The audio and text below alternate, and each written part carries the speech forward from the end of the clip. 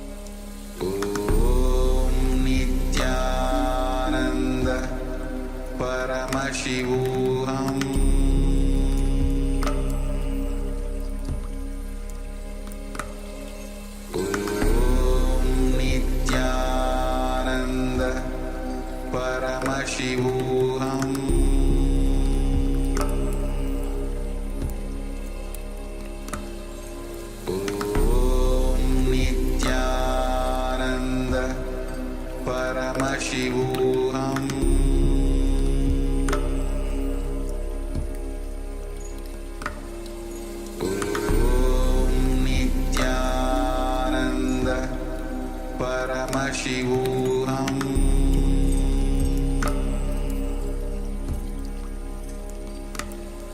Om Nithyananda Paramashivoham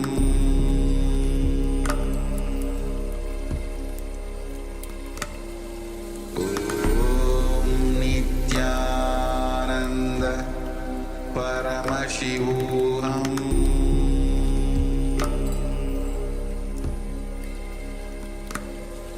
Om Nithyananda Paramashivoham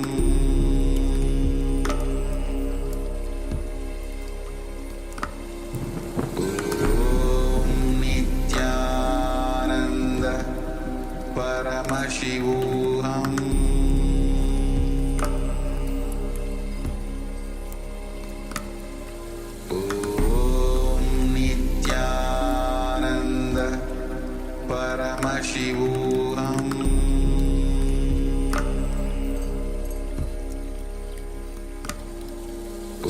Om Nithyananda Paramashivoham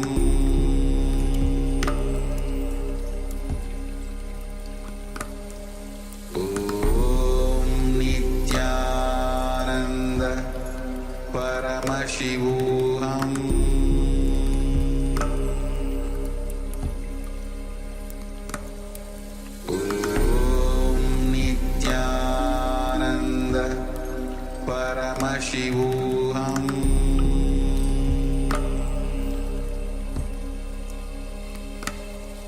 Om Nithyananda Paramashivoham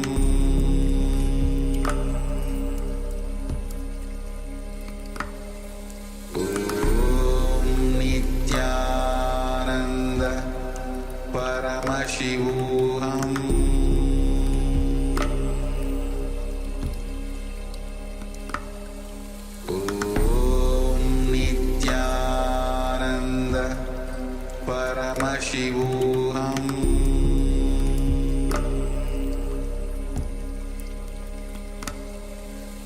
Om Nithyananda Paramashivoham Om Nithyananda Paramashivoham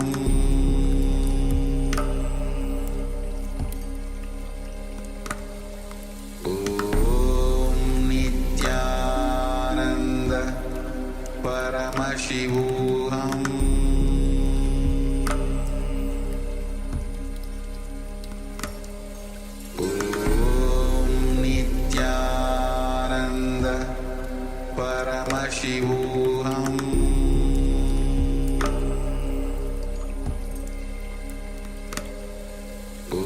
Om Nithyananda Paramashivoham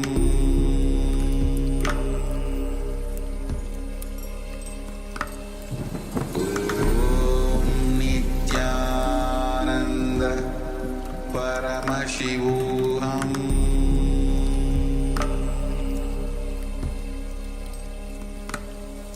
Om Nithyananda Paramashivoham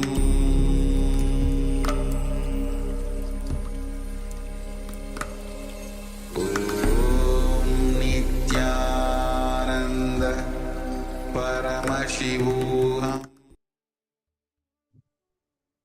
Yes, you can relax now. If you've used something to cover your eyes, you can gently remove the eye bands or the covering and gently let the light come back into your eyes.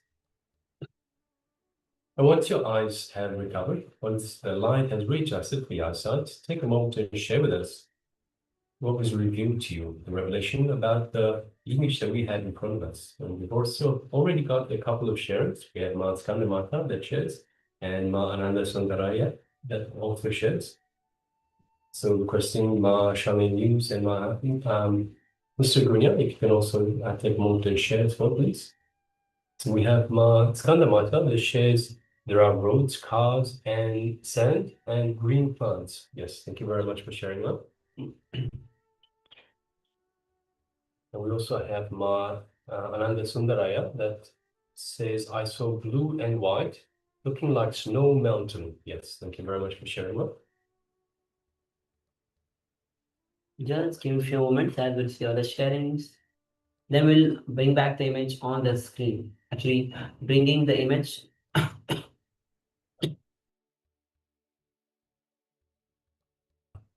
Yes, so in just a moment, we'll share the image that we had in front of ourselves, Acharya, for verification purposes. All right, so if you're still sharing, please continue to do so. Meanwhile, let us review this beautiful image that we had in front of us.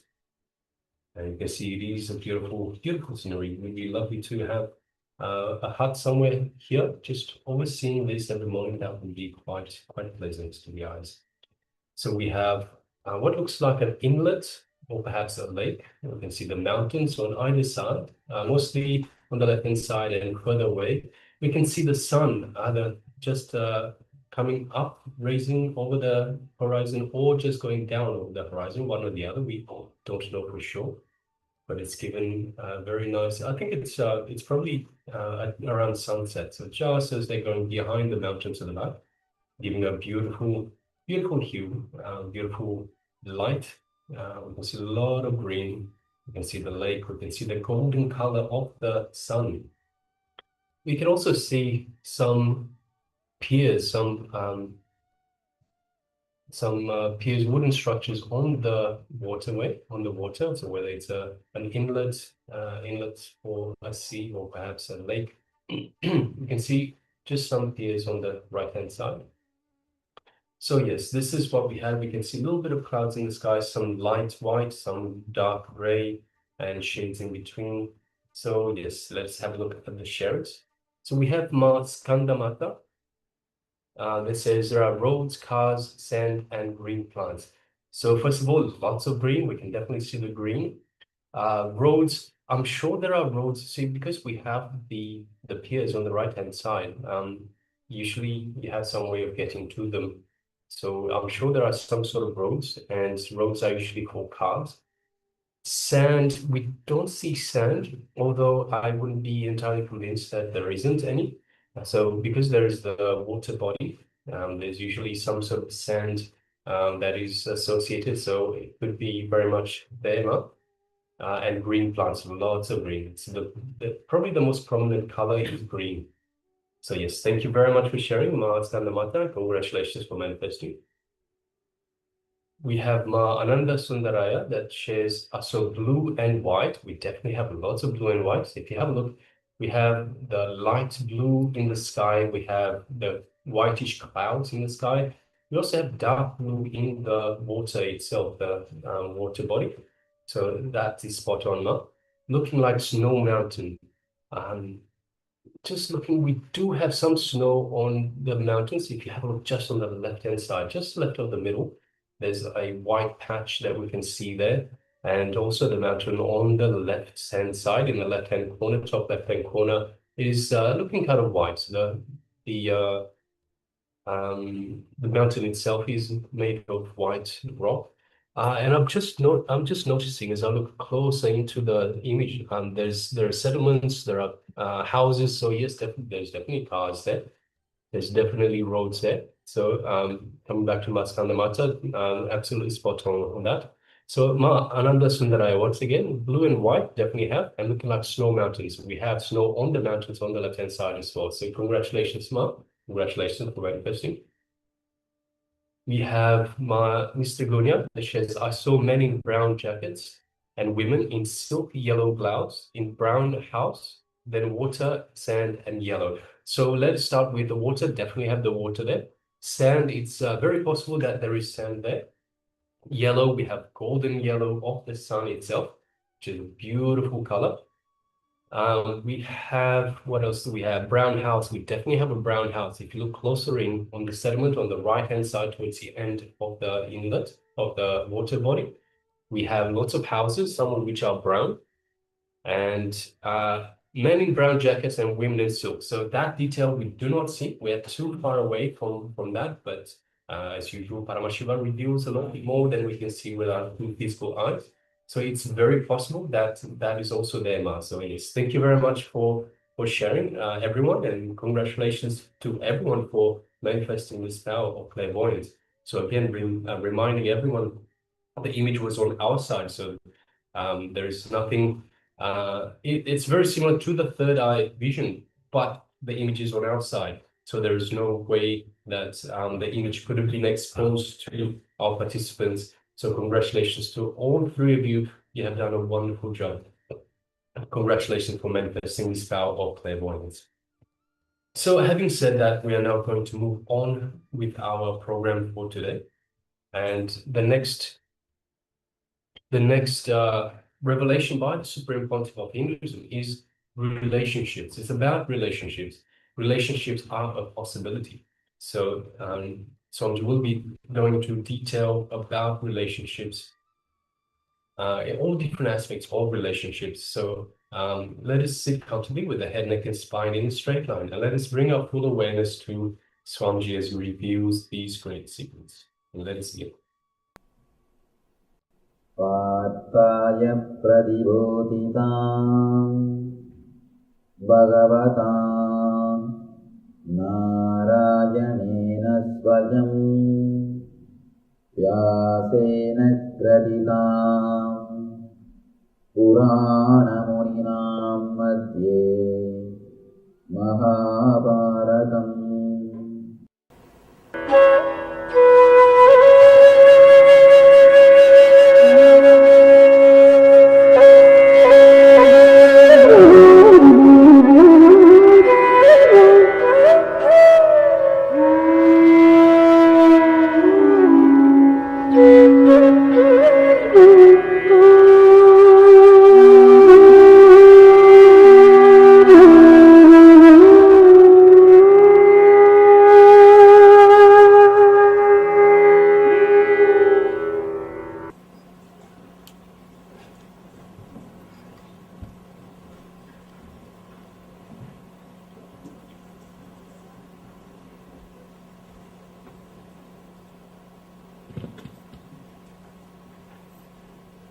Brahmanandam Paramashivoham Kevalam Jnanamurtim Vandvaditam Gaganasatrisam Tattvamasyaadilakshyam Ekam Nityam Vimalamachalam Sarvadi Sakshibhutam Bhavaditam Trigunarahitam Sadgurum Tam Namami.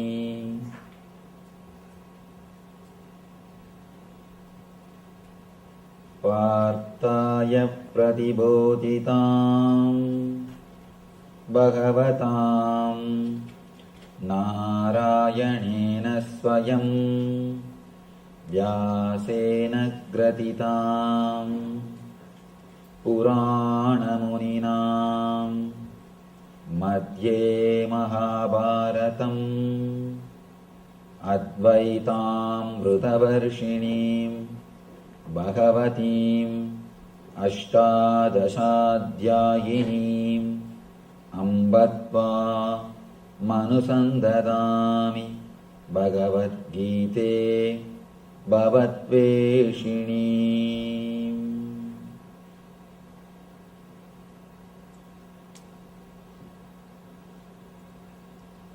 Vasudeva Sutam Devam Gamsachanuramardanam Devagi Paramanandam Krishnam Vande Jagadgurum.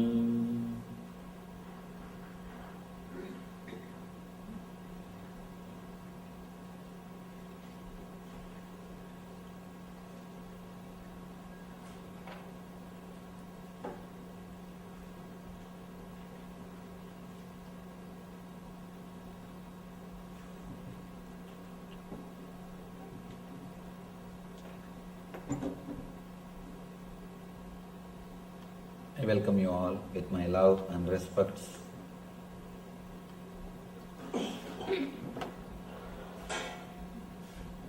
You and me. This is a subject today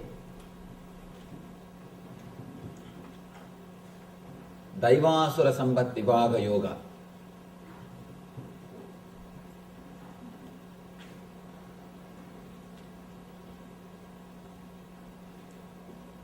Krishna goes much further today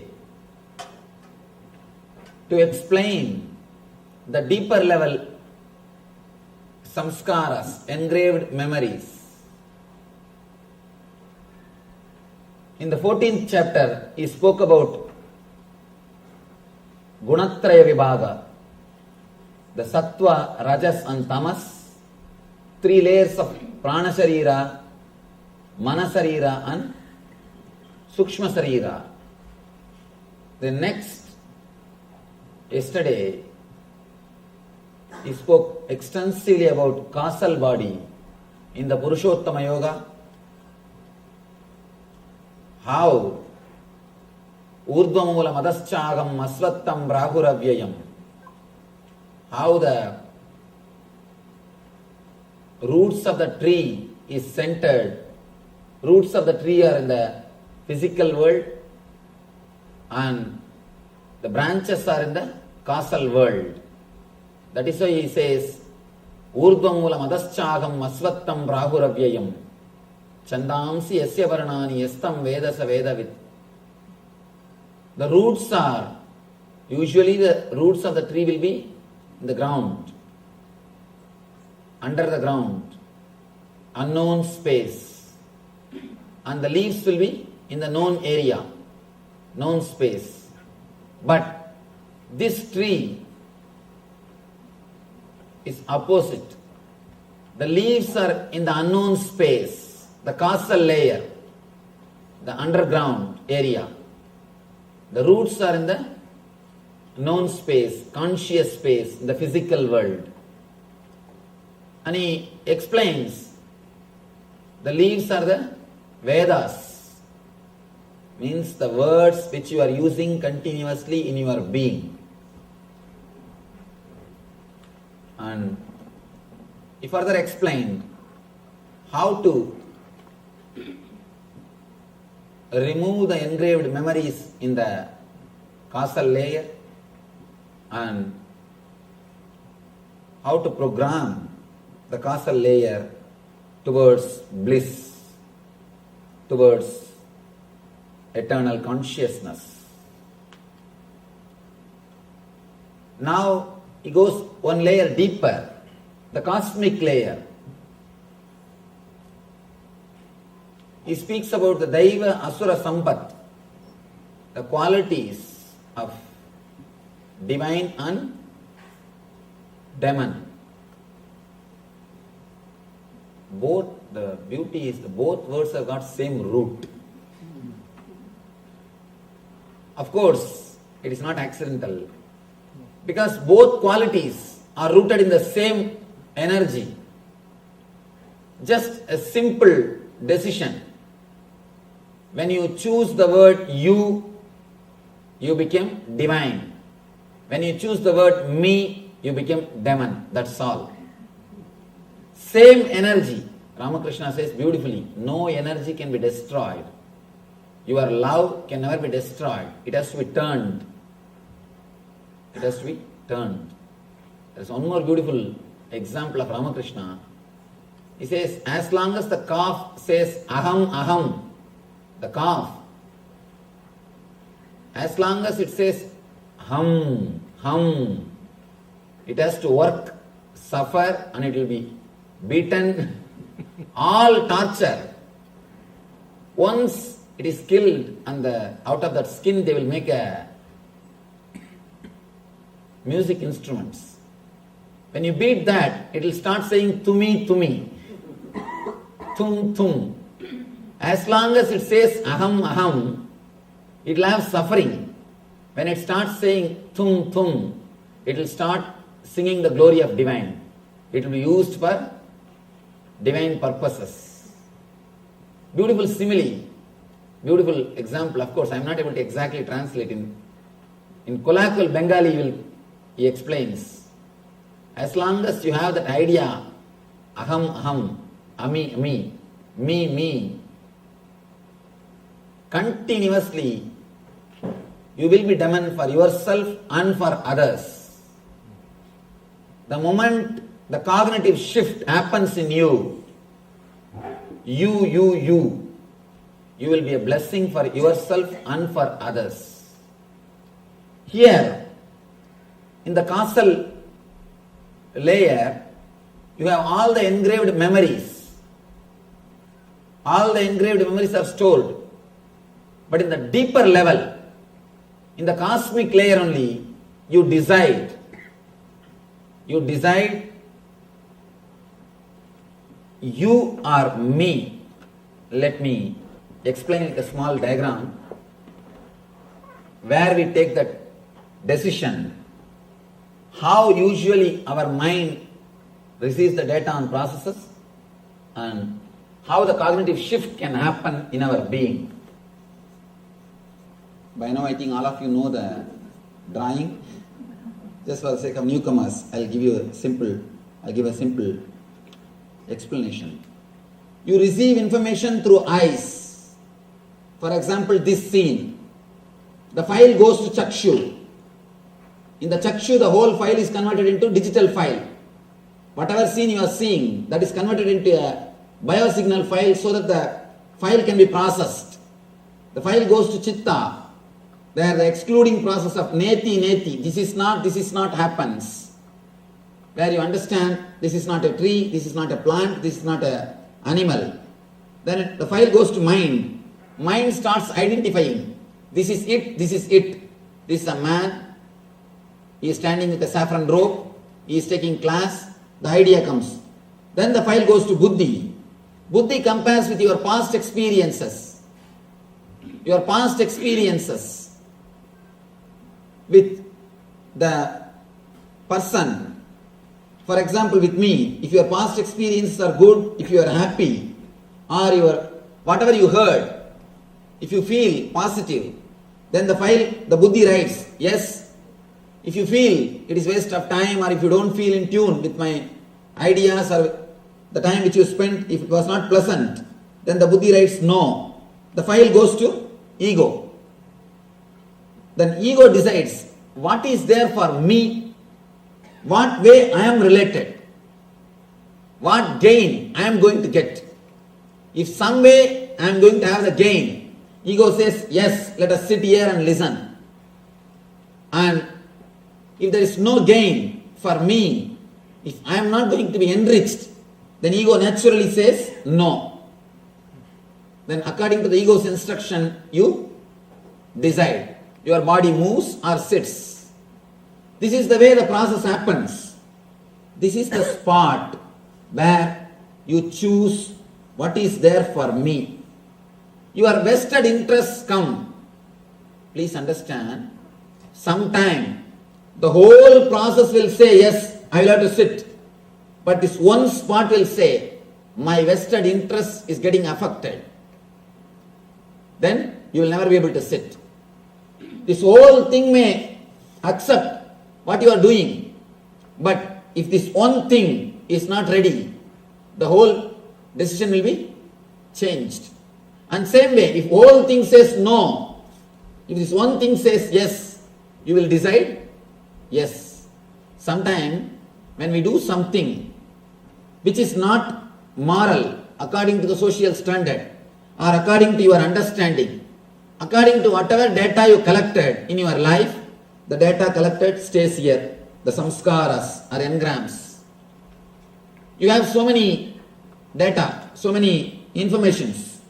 The data is available here. According to your data and the whole process, the final report comes no. But suddenly your ego feels, I get strengthened by doing this activity. Let me do it. So you simply decide to do that. You simply decide to do that. This is the place where you decide you are me. That's the only small difference. When you take the decision of you always radiate the divine qualities. When you take the decision of me, you always radiate the demonic qualities.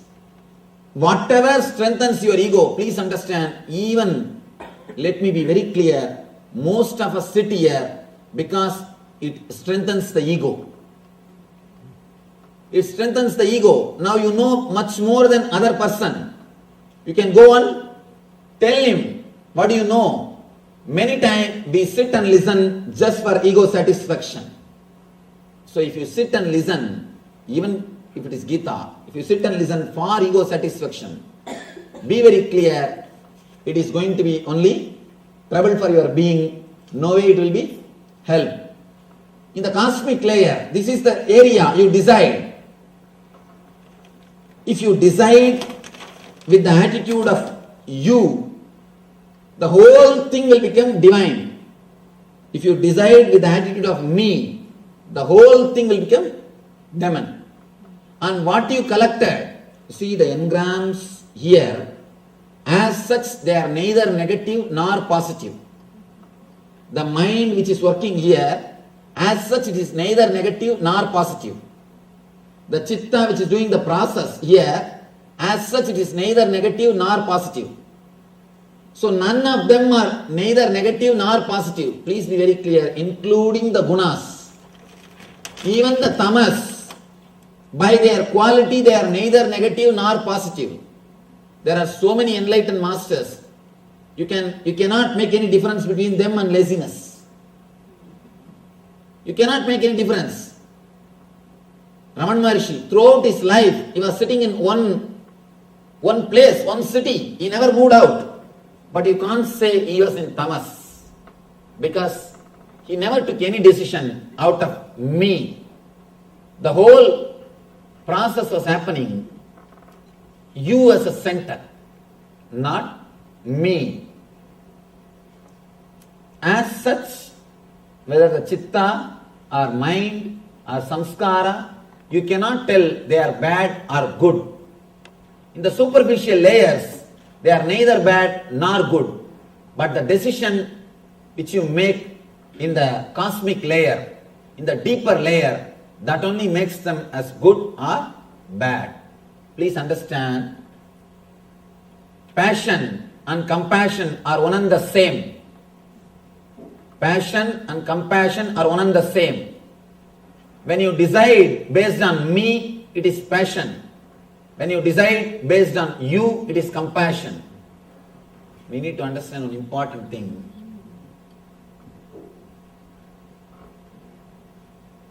Whenever it is passion, it will be strong in our being. But when it becomes compassion, it will not have that much of intensity. Means, be very clear, your compassion is also just a pseudo expression. Maybe for name and fame's sake, not for anything else. If you don't have that intense compassion, the way in which you experience passion, with the same intensity, if you don't experience compassion, be very clear, all your activities are purely out of ego.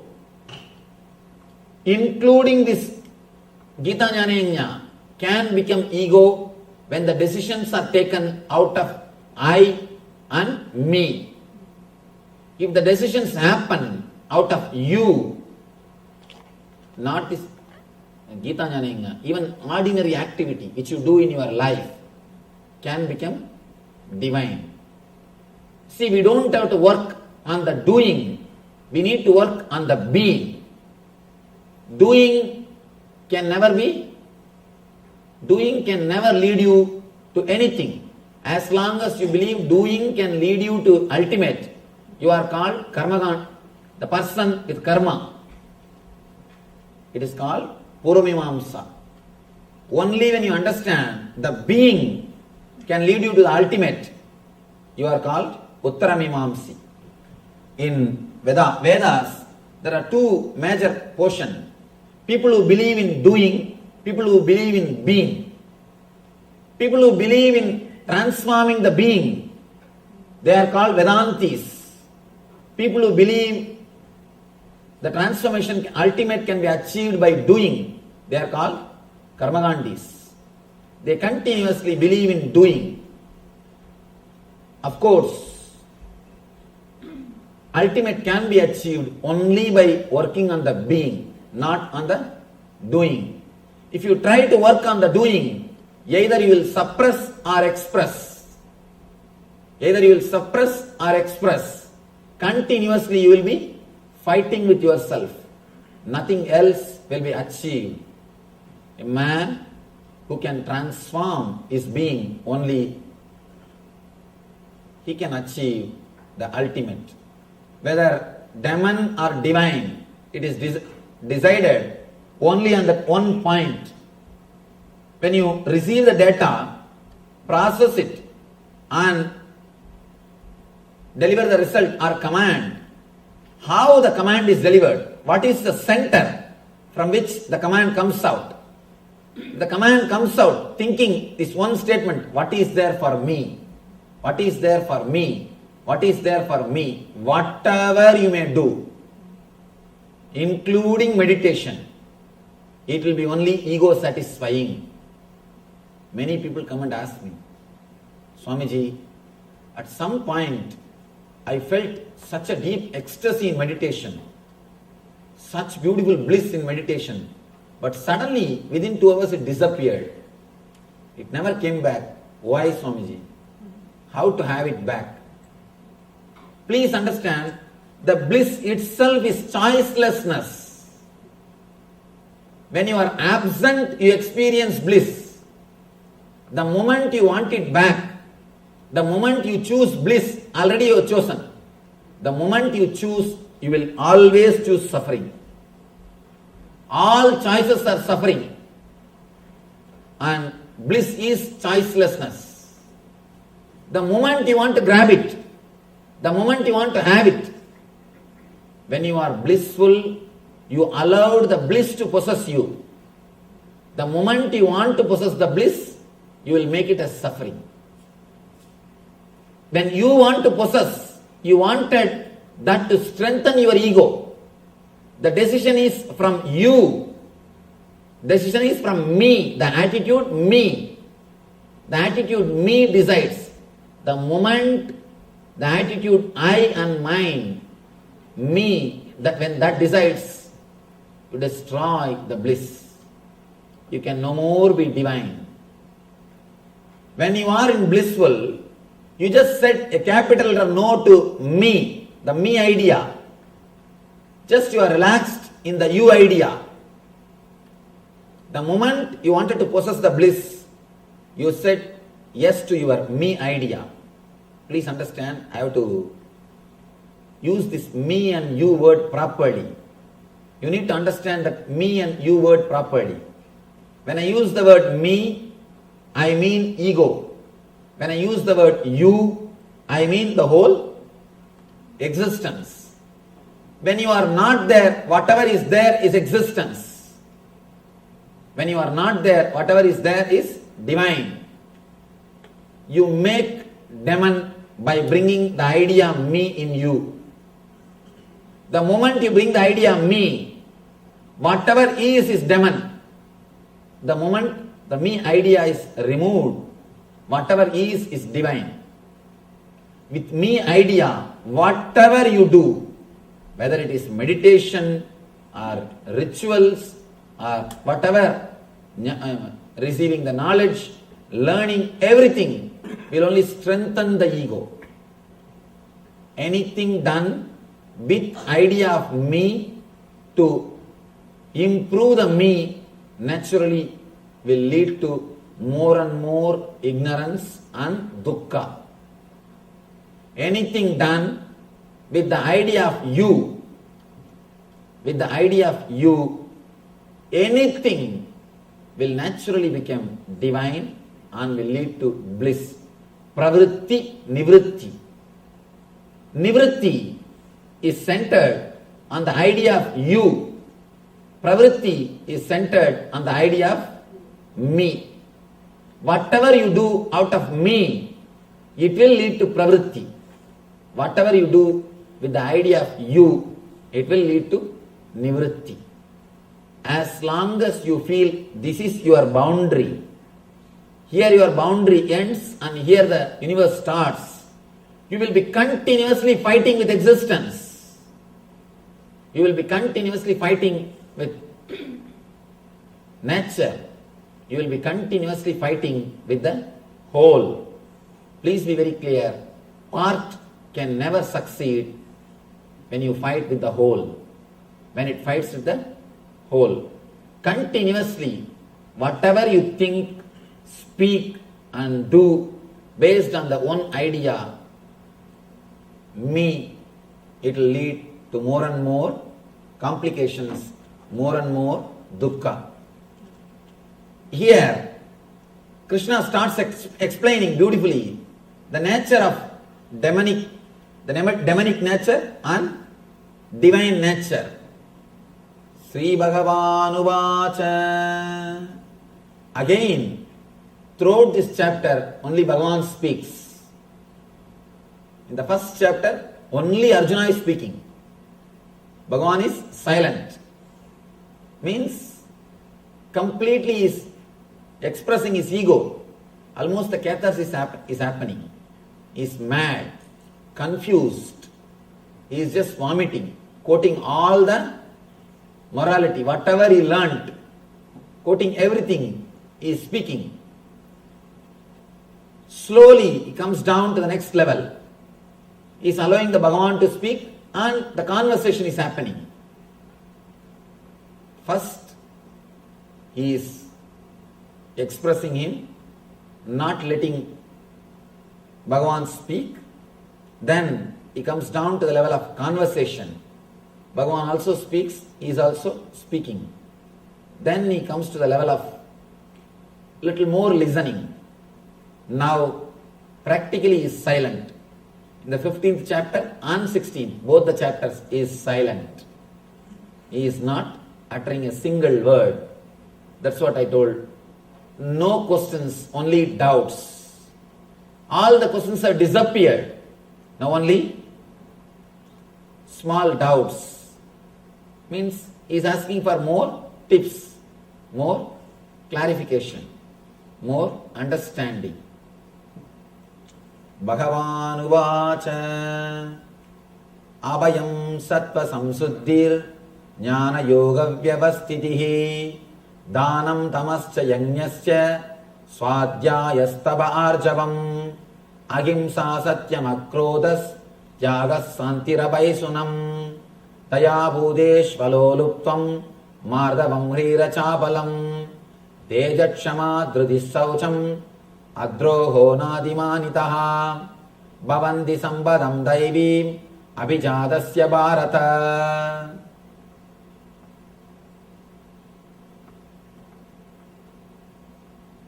Let me give you the translation.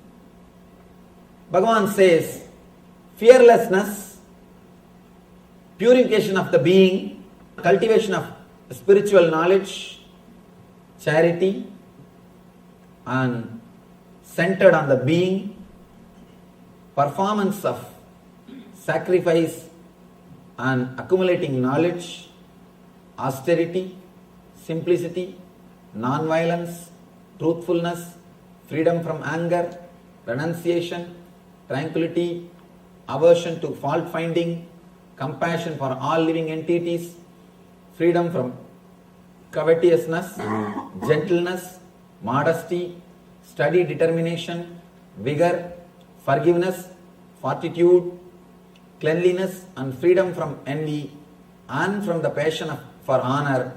These transcendental qualities, O son of Bharata, belong to divine men endowed with divine nature. Now, when you listen all these things with the attitude of me, usually what we do? Start practicing all these things. Start practicing all these qualities. Be very clear, if you start practicing all these qualities, one thing is sure, you will become mad. You will become mad. Nothing can be done. Because you will be fighting with yourself. You will be controlling your senses to strengthen your ego. When you try to understand all these things, when you try to understand all these ideas with your attitude of me, I, you will start practicing them to strengthen the idea of me, to strengthen yourself as a better being. Again and again. Masters prove. Masters are not better beings. They are totally transformed beings. Better beings are different. Transformed beings are different. The other day I was telling you that lion and sheep lion story. The story told by Vivekananda. Beautiful story. In that story, the sheep lion, he doesn't want to realize he's lion. He just wanted to be a good, strong sheep. He's asking the lion to give some technique for becoming a strong sheep. Same thing. If you straight away start practicing all these things, you may have little strong ego. Understand, that is why all these so-called tapasvis, people who repress themselves, will have a strong ego. Will have very strong ego. People who do tapas, people who repress themselves, you can see very clearly they will be radiating ego. Because they are doing all these things to strengthen. When you do all these things, naturally you will strengthen your ego. You will strengthen your ego.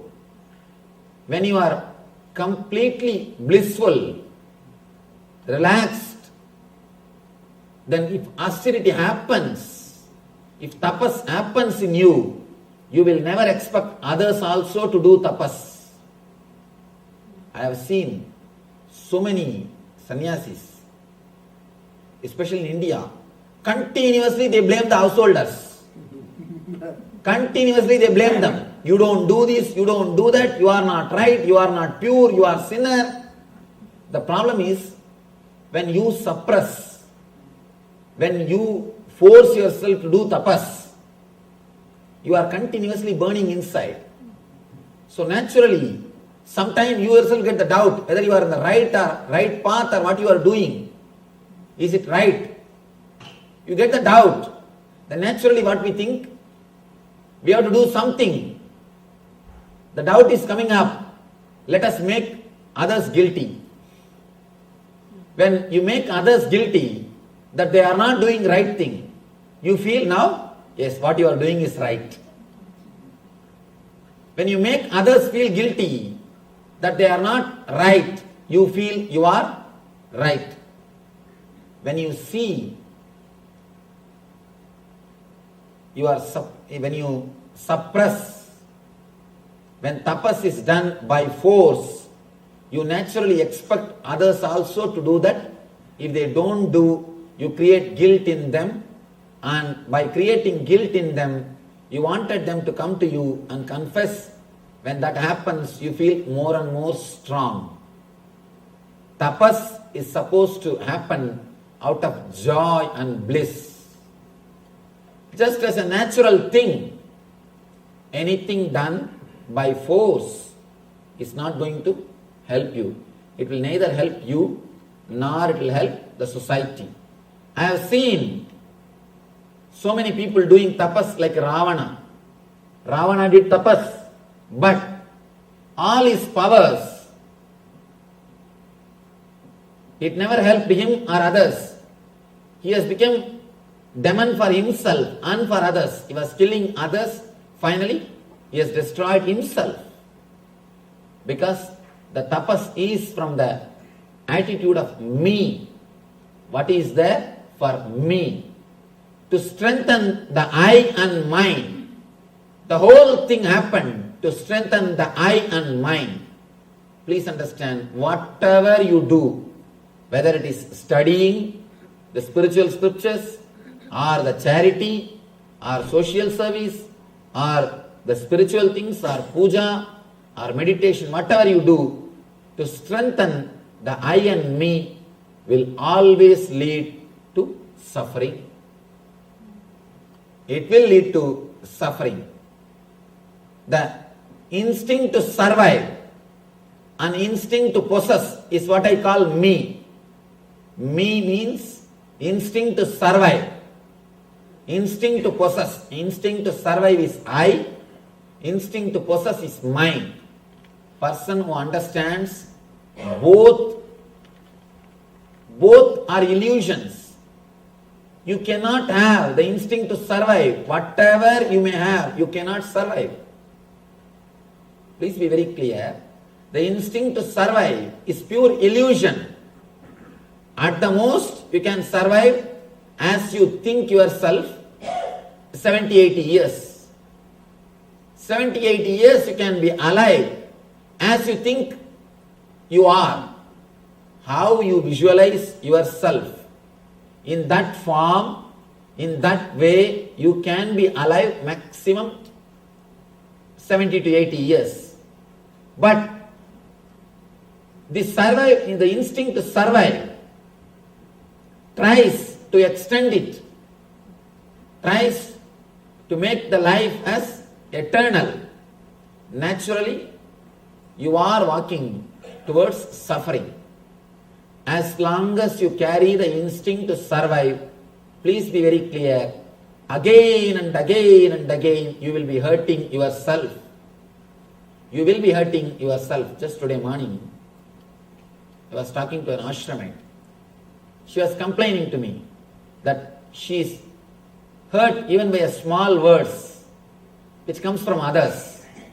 She was telling, I am too sensitive, Swamiji. I said, stop that word. You are not sensitive. A real sensitive person will be porous. He will allow the words to pass through him. Only arrogant people get hurt. If you are hurt, please be very clear, you are arrogant. You are strong like a stone. That is why words come and hit you and you are hurt. If you are sensitive, porous, you will just let the words pass you. You will just let the words pass you. You will never suffer. Suffering is always from arrogance, never from sensitivity. Person who is sensitive will never suffer. Because you will just allow the words to pass you. You will not stop them.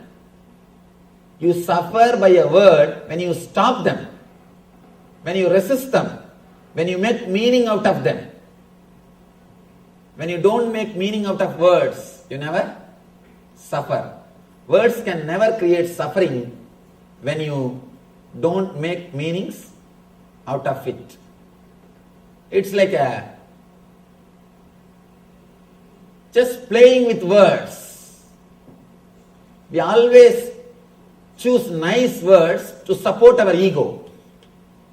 We don't want to say, I am hurt because I am arrogant. We always use a polished word. I am hurt because I am sensitive.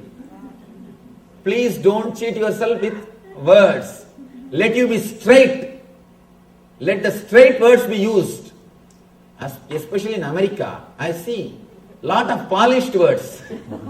Lot of polished words. People easily cheat themselves with the words. People easily cheat themselves with words. Please don't cheat yourself with polished words. Let things be straight. Let everything be clear. Never ever use the polished words. You can use the polished words to cheat others, but don't use it on yourself. Don't use it on yourself. A small story. One contractor wanted to donate a car, gift a car, a sports car to an official. Official said, no, I am an honest person. I cannot think of accepting this gift. I am not that type. Contractor says, in that case, if I can sell this car to you for $10, how it will be? He says, in that case, I will have 2 cars. Be very clear. Just playing with words. Playing with words.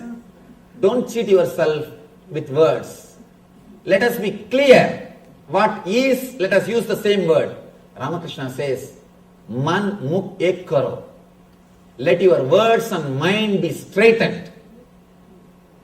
Let your words and mind be straightened. Whatever is, let it be straightened with words. At least you will know you have problem. When you start using very colorful, polished words, by and by you forget you have some problem. You forget you have some problem. When you just play with the words, you yourself forget you have problem. Understand? When you know, you don't know, at least you know you don't know. When you don't know that you don't know, you don't even know you don't know. Be very clear. At least let you know you have a problem. Let you know that there is something wrong. Let us use the straight words.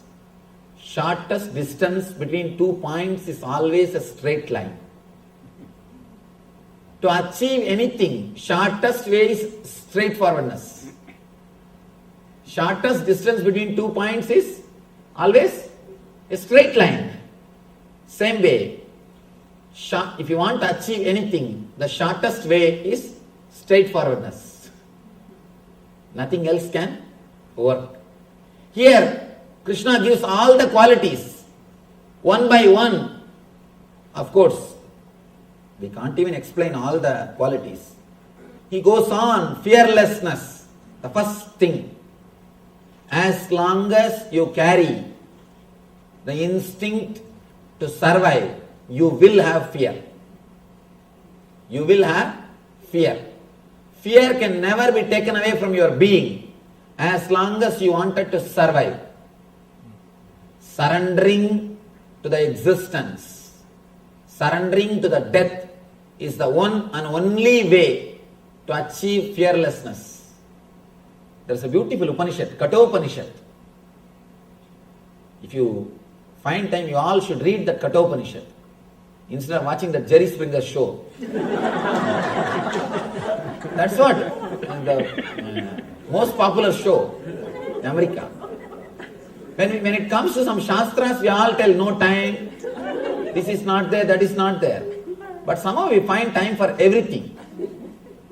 Instead of watching all those shows, you can better read this Kathopanishad. Understand, this is a beautiful Upanishad.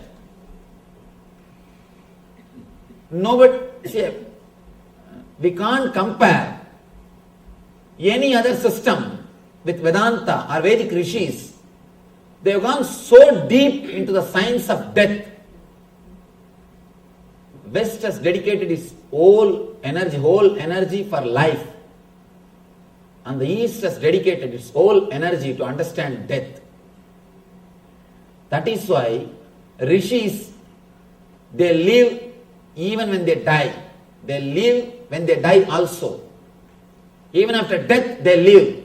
They exist. They discovered the art of living even after death. But people who are caught in the material world, they die every moment even when they live, when they are alive. The Upanishad is the science of death. Beautiful story. Young boy goes to the Yama's abode, Lord of Death, Death's abode, and the story is beautiful. Yama receives him. Of course, 3 days he was not there. His servants tried to receive him, but Nachiketa is the hero. He says, no, I will wait till Yama comes. When Yama comes, he comes and receives him. He welcomes him. Understand? Nobody goes to Yama's abode. Only he comes to our abode. Always he comes. When you try to escape from him, he is death. He will take away all your I and mind. All your possessions will be taken away from you. You cannot sign your check anymore. You cannot use your car anymore. You cannot have your relations anymore. Whatever you think as yours or you, everything will be taken away from you. Yours, all the wealth, relationships, your bank balance, everything. And you, what you think as you is that body. Even that will be taken away. Everything will be taken away when death comes to you. But when you go to him, See the story. Story says, Yamadharma receives Nachiketa with love and care. First thing, he becomes your host, loving host. Next, he says, please have 3 boons. I'll bless you with 3 boons. Let me give you 3 boons. And Nachiketa first asks for relationship. He says, when I go back to my family, my father should accept me, love me and take me into his family. Yama blesses him with the relationships. Next, Yama gives him all the wealth and shows the path to create wealth. Nachiketagni, all the pleasure and comforts. He teaches him the method to create wealth and pleasure, all the comforts. He is behaving like a god. First, he is behaving like a loving host. Then, he is behaving like a god. Next, ultimately, he gives the Atmajnana. He is behaving like a master, enlightened master, and he gives Atmajnana. Because Nachiketa asks for the secret of death. Then he blesses him with the enlightenment. Look at the life, the paradox of the life.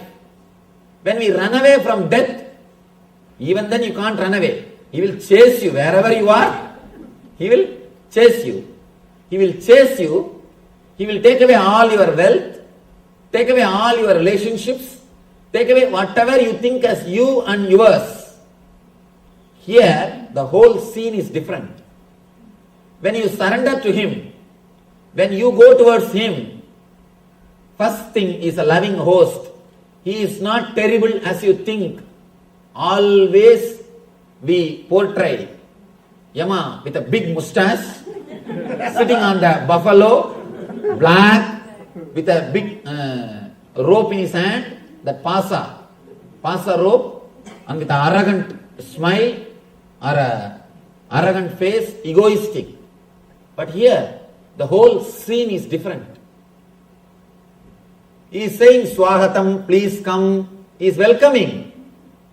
You are the form of Agni. See the Vedic culture, Aditi Devo Bhava. In Vedic culture, we respect Aditi, guest is God. Aditi means man who comes without informing in which Tidhi he will come. Tidhi. He will come without informing in which Tidhi he will come. That is why he is called Aditi. Not the person who sends you email, then phone call, then fax, then he will appear. You go and receive him in the airport. No.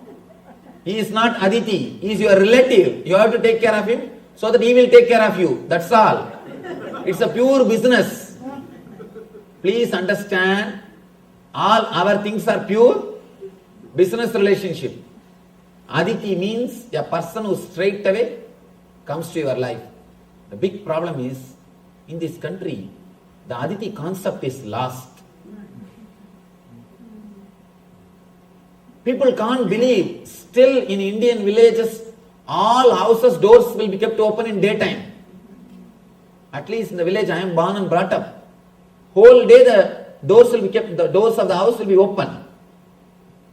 And I have seen, I will go to any house in that street and eat. And any kid will come to the house and eat directly. And the very idea Aditi is disappeared. People always tell me, Swamiji, India is poor country. I tell them, no. You don't know the value of that culture.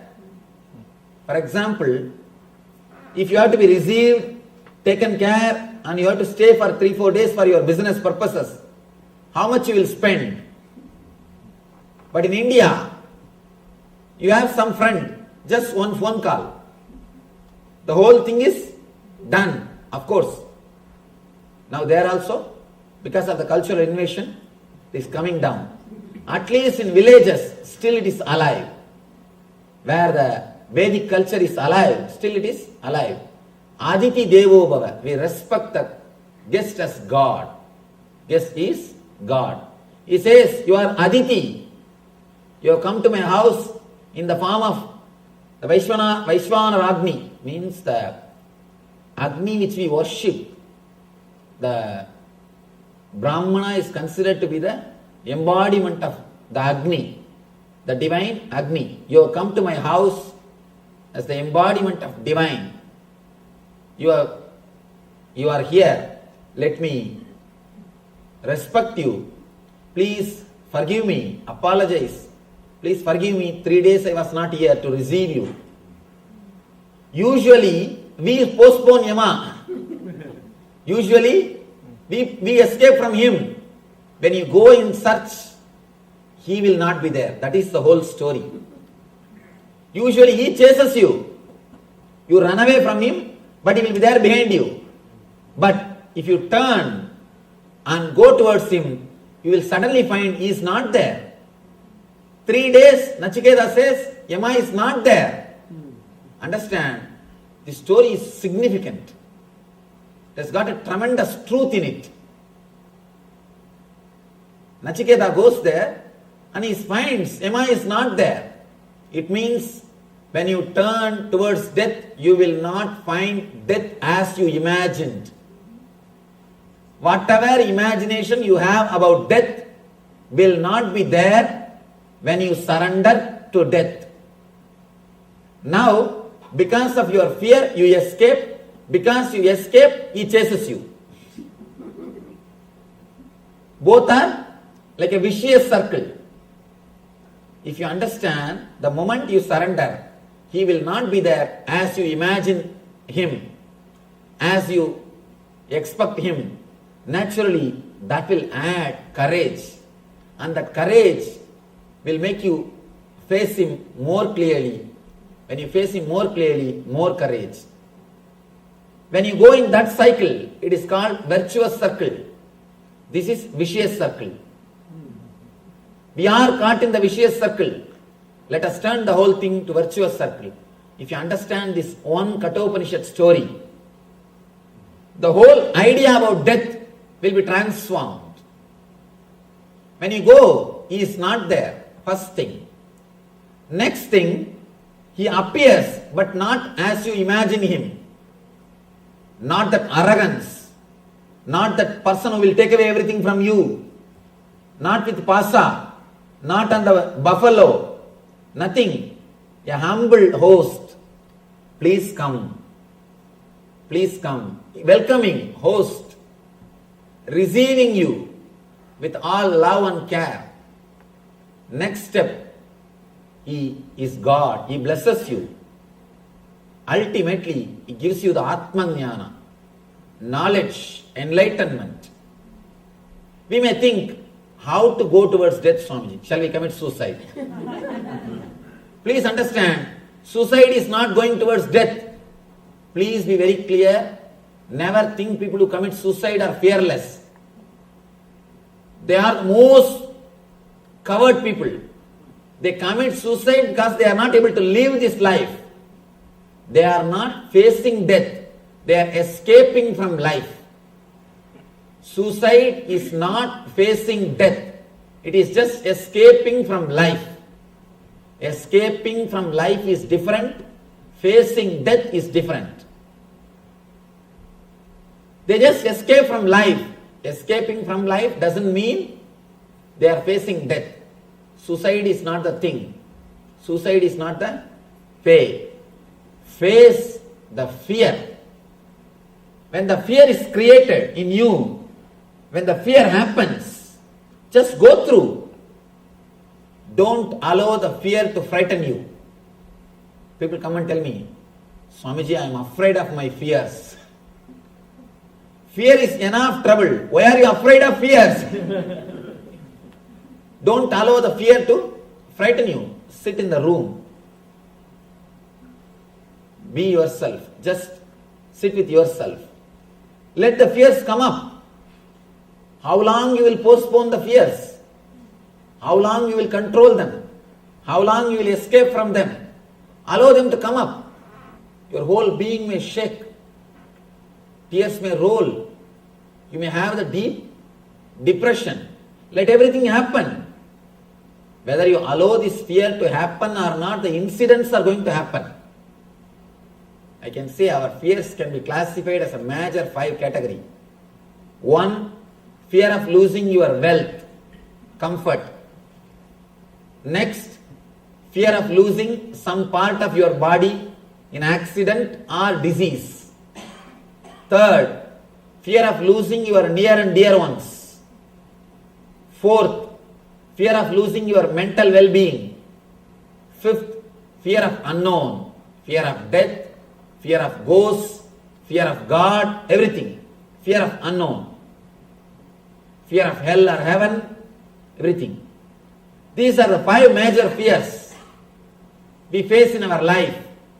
All your fears can be brought under these major 5 categories. Major 5 categories. Allow them to come up. Sit with yourself. Give half an hour for your fears. Tell them, today I am going to face you all. Today, let me see what happens. Let your mind speak everything.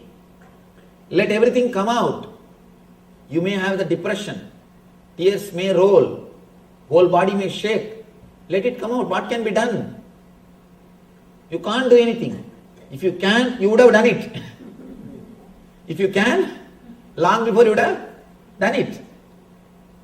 Very clearly, your very existence proves you are not able to do anything. That is why you are just keeping quiet. So now what can be done? Nothing can be done. Allow the fear to happen. Let everything happen. Let the fear come into your being. Allow the fear to come up to your conscious layer without suppressing. Yes, I have the fear. There is a possibility for all these things to happen. There is a possibility it can happen. There is a possibility my wealth can be stolen. There is a possibility my near and dear one they may die. There is a possibility of me facing the accident. There is a possibility of me dying. There are all these possibilities. Yes, what can be done? This is life. This is what I call facing the reality as it is. Only kids need fantasies and imaginations to face the reality. But you need to understand the truth as it is. You can't escape from reality. You can't escape from the truth. The more you try to escape, the more they will haunt you. They will be behind you.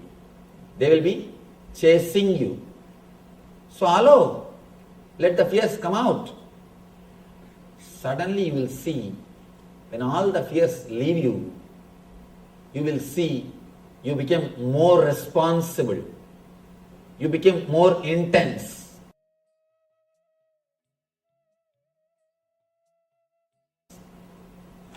In our meditation programs, in the second level program, we have a meditation called Death Experience.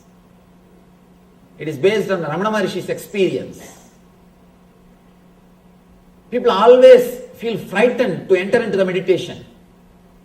But the moment they come out, they always tell me, Swamiji, now I feel really my responsibility.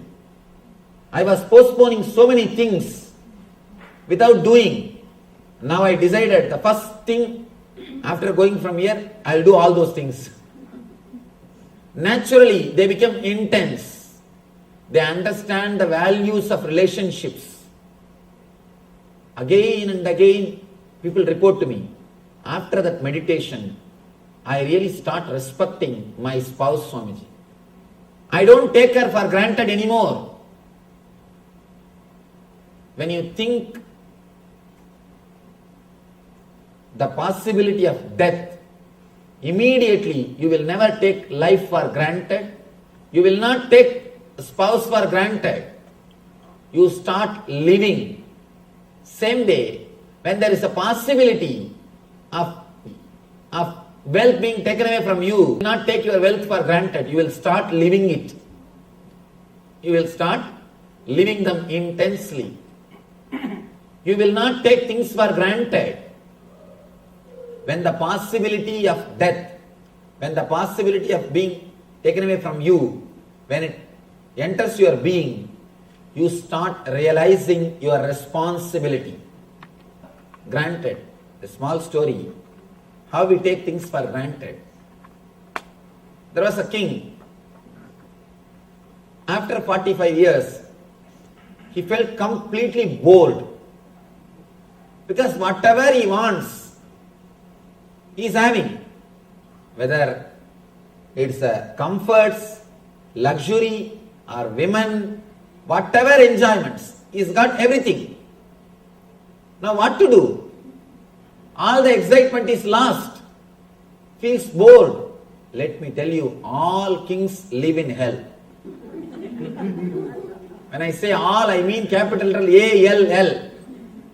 If you want to live like a king, go to hell. Straight away you will become king. All kings, because you will have everything. Tremendous boredom will happen. If you don't have something, you will have the excitement, you will work for that. There is a need for continuity. There is a need to live. You will have some goal. There is need for continuity. When you have everything, what for you should live? Nothing. Never imagine when you have everything you will be happy. Be very clear. Never imagine you will be happy when you have everything. You will be in hell straight away when you have everything. This king, he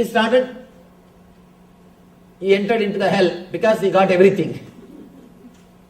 And he is totally depressed, bored. He doesn't even want to come out of the room. Whole day is lying. These ministers, they tried all their best. Whatever they can do, they tried to bring him out, to make him again alive, to give him a little excitement. They brought best comforts and luxuries from all over the country. They brought the best things from all over the country. And they brought all possible pleasures. But nothing worked. He said no. Finally they decided to do one thing. King, there is an enlightened master in the forest. He may be able to help you. Why don't you come and see him at least once? He will bring you out of depression. Because many people have been helped by him. King said, I am not interested in coming anywhere. Enough. He says, no, please try once. King said, all right. Anyhow, you are all telling so much about him. Let me try. He comes, but with all the doubts, with all the questions, and he is not ready to trust that person. First of all, he is suspecting whether he is enlightened or not, who knows. And he goes to the master and he just asks straight away, say, I just wanted to know, can you help me to come out of depression? That is the way these guys will question.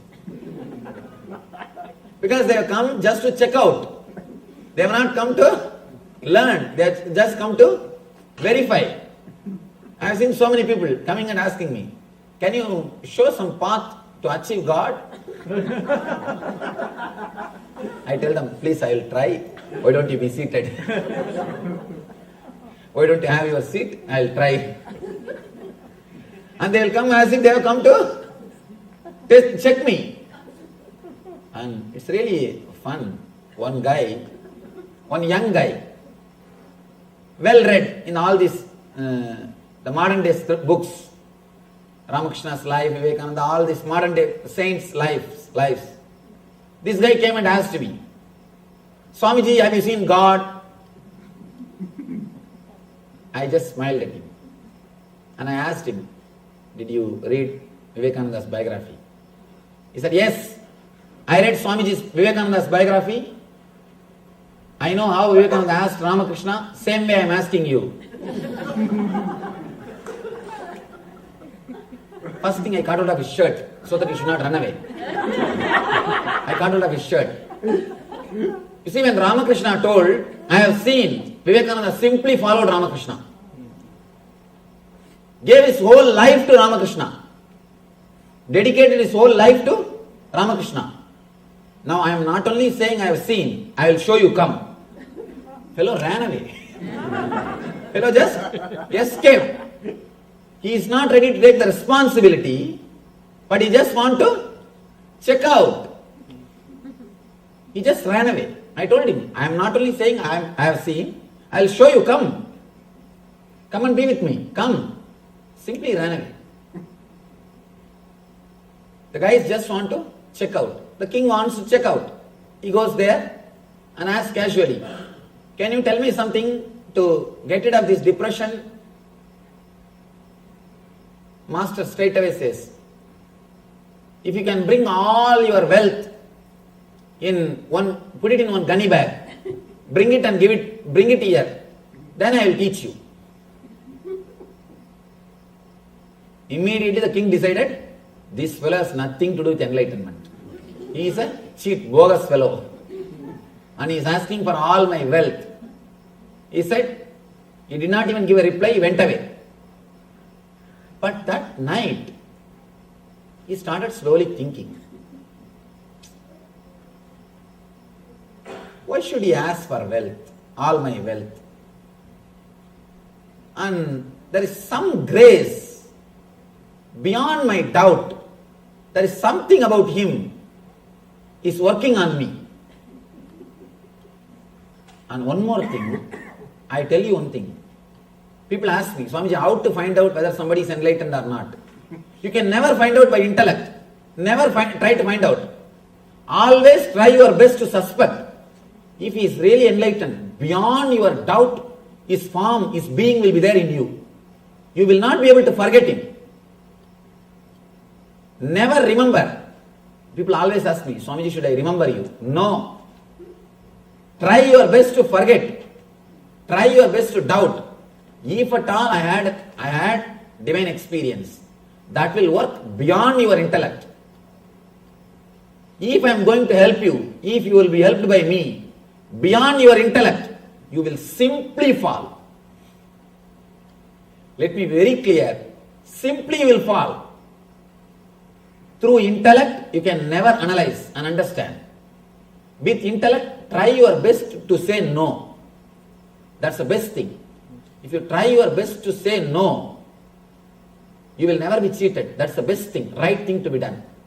And if the person is really enlightened, he will be able to penetrate you beyond your intellect. He will be there just in your being. He will be there in your mind in daytime. He will be there in your dreams in the night time. He will be there, he will be haunting you. You cannot escape from him. So this master has started haunting this king. The guy is lying on the bed, rolling this side and that side. Why did he ask? Shall I try? After all, what can he do?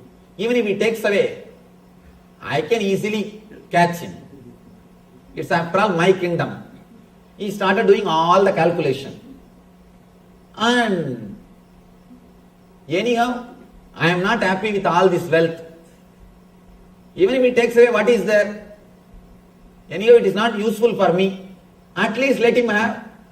So he decided to risk. He decided to take the risk. Next day, he converted his whole wealth into diamonds and put in the gunny bag. He brought the gunny bag. With the gunny bag, he came to the master. He was standing in front of master. Without saying a single word, suddenly the master snatched the gunny bag and started running. King understood. This fellow is a cheat. No doubt. Now we know for sure he is cheat. Now we cannot afford this. He started chasing the master. You cannot chase a person who lives in the forest because he knows all the secrets. That is why these professional people can never catch bandits. See, the professional police people, not only in one country, all over the world, professional police, they can never catch bandits because they know the secrets of land. They know the secrets of the landscape. This guy runs because this master, he lives in the forest. He knows the complete forest. He runs this way, that way. King is new. Fellow is trying his best. He runs. And master is doing a nice drama. It went on and on and on. The king started thinking, "Arey, why did I take this risk? And what nonsense I did." And he's blaming himself and suffering. What will happen now when I go back to the country? There's nothing. I'll be like a beggar. I'll have to beg and eat. And he started already visualizing his poverty scenes. And he started suffering the poverty. Already the poverty has entered in his mind. When he is rich also, he was suffering. When he was rich, he was suffering. Now he is suffering by poverty. That is a paradox. Money, when it is there, it will give you suffering. When it is not there, again, it will give you suffering. And this guy started suffering. Already he started visualizing about poverty and suffering. Somehow, when it was evening, the king was about to give up. I think now I cannot do anything. This fellow knows everything about forest. Now I have to go back. At that moment, suddenly the master stops running. The moment the king saw he stopped running, he jumped and caught hold of him. Caught hold of him and caught hold of that bag first. Then master laughed. He started laughing. King, he was not able to understand what's going on. Master says, "Fool, now take this and enjoy. Now take this wealth and enjoy." Suddenly king felt he has become rich guy. His own wealth. One day ago it was his wealth. Just because he missed the wealth for one day, suddenly he felt he has become rich. Suddenly he felt he has become rich. Master said, "Fool, you are depressed because you took it for granted. Now the same wealth, you lost it for one day. Again it has come back. You will be able to enjoy. Go and enjoy." King has come out of depression just because of one day missing the wealth. In our life also, when you allow the insecurity consciousness to happen to you, please understand I am using the word consciousness. Feeling of insecurity is conscious thing. It is truth. If you allow the insecurity to happen to you, you will never take your life for granted. You will start really enjoying life intensely. Just miss what you have for 12 hours. One day. You will never take your life for granted. You will never take your life for granted. Live one day without eyes. As of now, you are taking your eyes for granted. Try to live one day, 12 hours without eyes. Decide without opening eyes I will live. Then you will never take your eyes for granted. Same way, you will never take your life for granted if you know it will be taken away. You forget it will be taken away.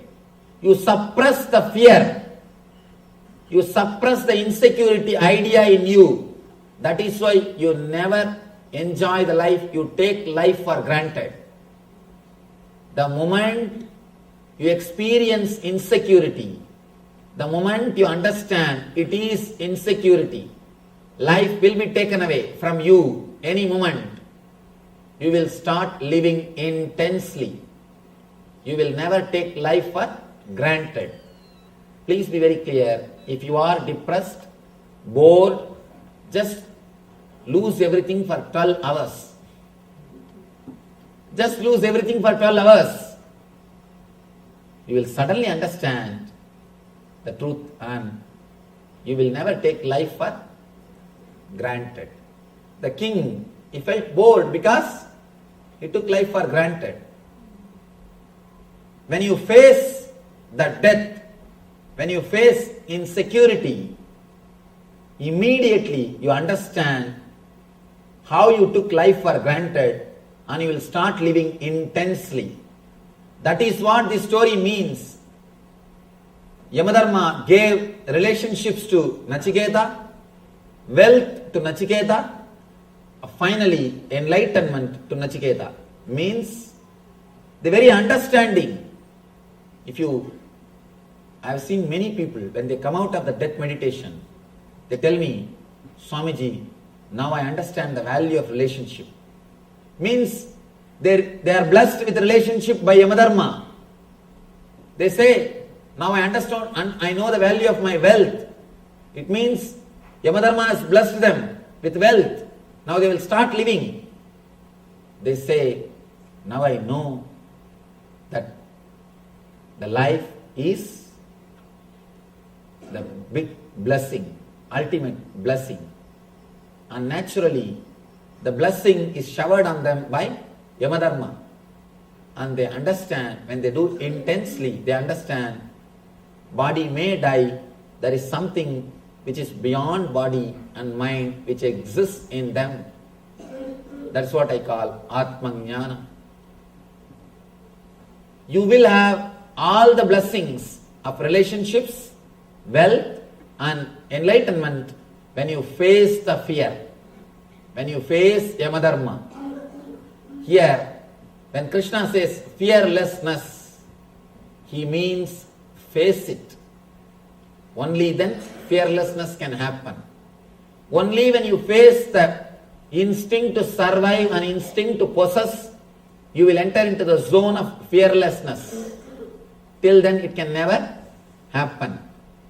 If you can face the instinct of survival or instinct of possessiveness only by taking the decisions based on the concept of you, not on the concept of me.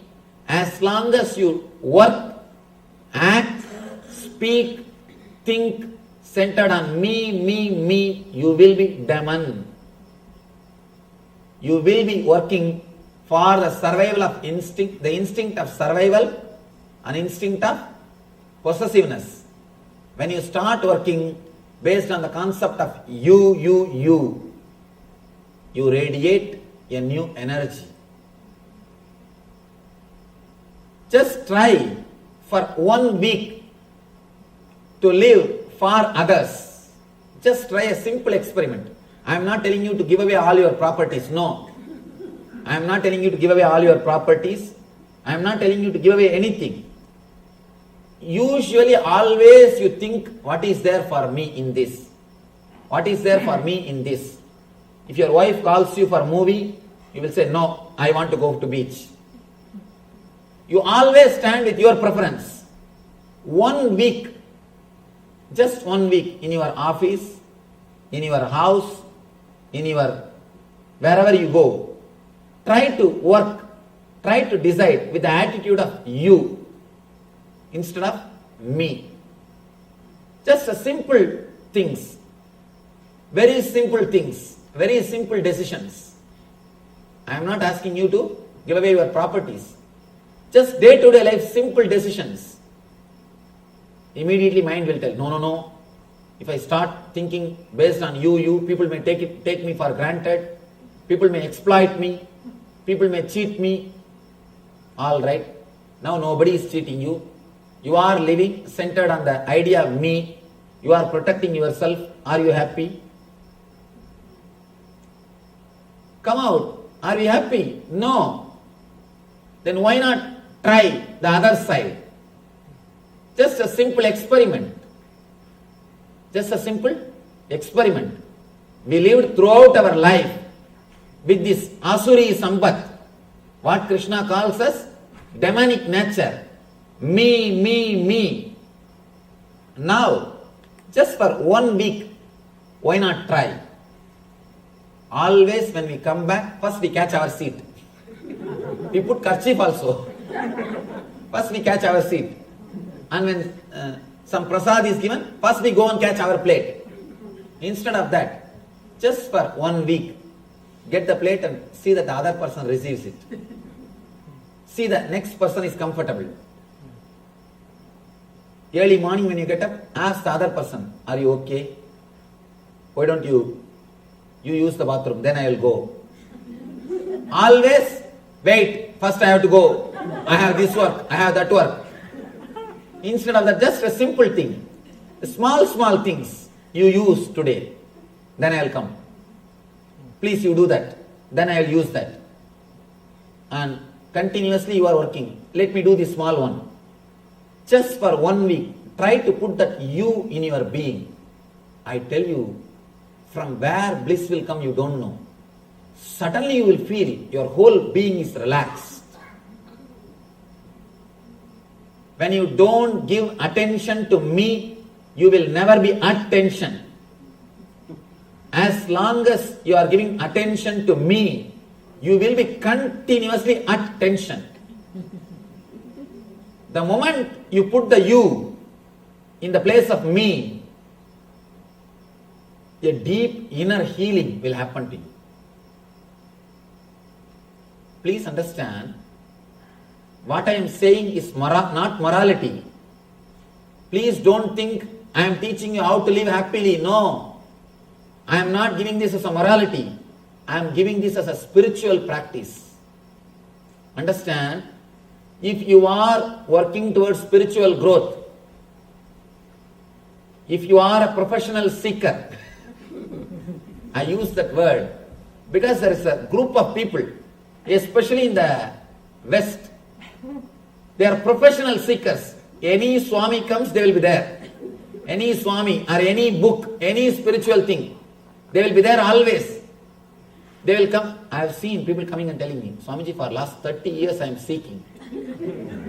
Don't feel pride about that. Don't feel pride about that. I have seen with our ashram, with our mission, with our movement, the senior devotees, they go and tell the juniors, do you know, I am with Swamiji for 3 years.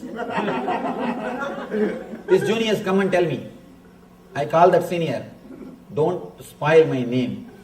You are with me for last 3 years, still you have not become enlightened. Don't go out and say that you are with me for 3 years. That's spoiling my name. That is not spreading my name, that is spoiling my name. You are here for 3 years, still you don't know how to respect a junior devotee, still you don't know how to care for him, then don't say you are here for 3 years, then you will spoil my name. It is repairing my name, not spreading my name. So don't be proud, you are a professional seeker. Please be very clear.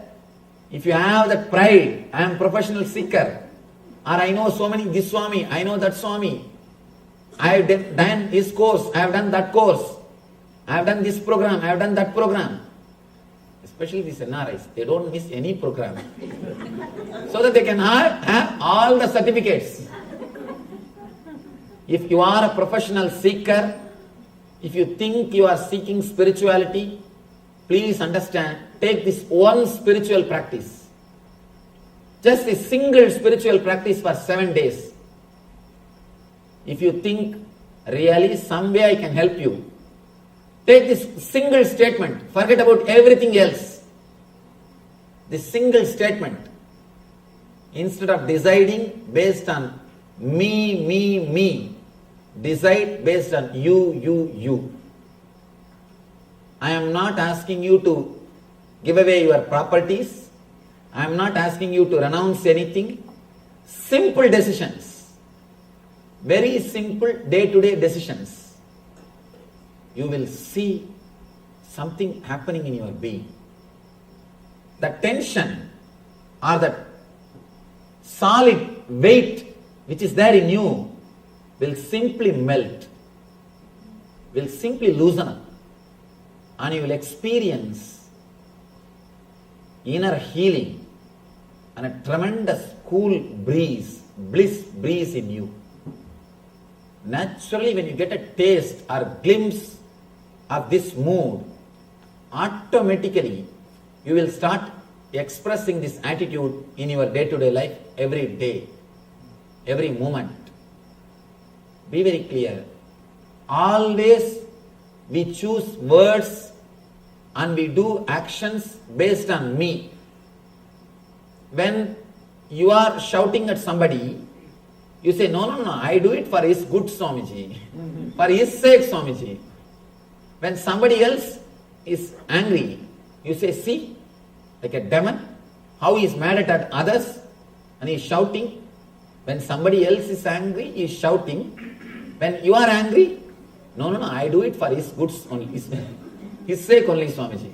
I have to take care of him. If I don't teach, who will teach him? And I am doing it for his good only. Please understand, don't play with words. Just be straight. Just be straight for next 1 week. Not even more than that. After that you can become your old self, no problem. First 1 week, just 1 week try. Very simple things. Instead of always deciding for me, decide based on you. And I tell you, the irritation which you carry continuously will simply disappear. The instinct to survive will disappear. An instinct to possess will disappear. You will become an empty being. You will become hollow bamboo. When you become hollow bamboo, you will become flute in the hands of divine. Whatever happens through you will be divine. You will imbibe the divine nature. Krishna goes on. He explains further, step by step, how to imbibe the divine nature into you. How to do the cognitive shift in the very deep level, subtle level. Please understand, working in the level of sattva, rajas, tamas is very difficult. That is like changing all the servants to change the master. You will never be able to do. Just change the master. All the servants will be changed. Here, Krishna is giving you the technique to change the master. Ego, which takes decision. He is giving you the straight technique for the cognitive shift. Now the cognition is happening, keeping the I as center. He just gives you a simple technique to replace the I with the word you, so that the cognitive shift will happen. The same system will be used for divine nature. The same will be used for divine nature. Rama and Ravana, both are energetic. Both have got Brahmastra. Only one thing, one is centered on I, another one is centered on you. That's the only thing which makes one person as divine, the other person as demon. Now, Krishna goes further, deep, and gives you the subtle techniques to experience the consciousness of you, the ultimate consciousness, the consciousness of whole. He gives the techniques to experience the Daivi Sambat, divine nature of your being through this cognitive shift. Krishna continues to explain step by step all these great qualities. As I was telling you, please don't try to practice these qualities separately, individually. The more you try to practice these qualities, more you will become schizophrenia, fighting with yourself. And do not try to practice these qualities. Just do something which will make you express these qualities in your life. Automatically you should become blissful. Automatically you should become free from anger. Automatically you should become person who is full of that dharmic qualities. By force when you do, you always expect, including charity, when you do it out of force or social conditioning, because you are taught doing dharma, if you do because of some reason, be very clear, you will always be having trouble. Never do dana if you feel something is taken away from you. I always tell people, the word dana is wrong. Sharing, that's the right word. Sharing is the right word. Because you have enough, you just share with others. That's all. With word dana, you have always ego. I am higher, you are receiver. I am giving. But with sharing, the idea dana doesn't exist. I have it. I got it. Let us share. Somehow I got it. Let us share. Sharing is the attitude. Sharing is the right attitude. If you do it out of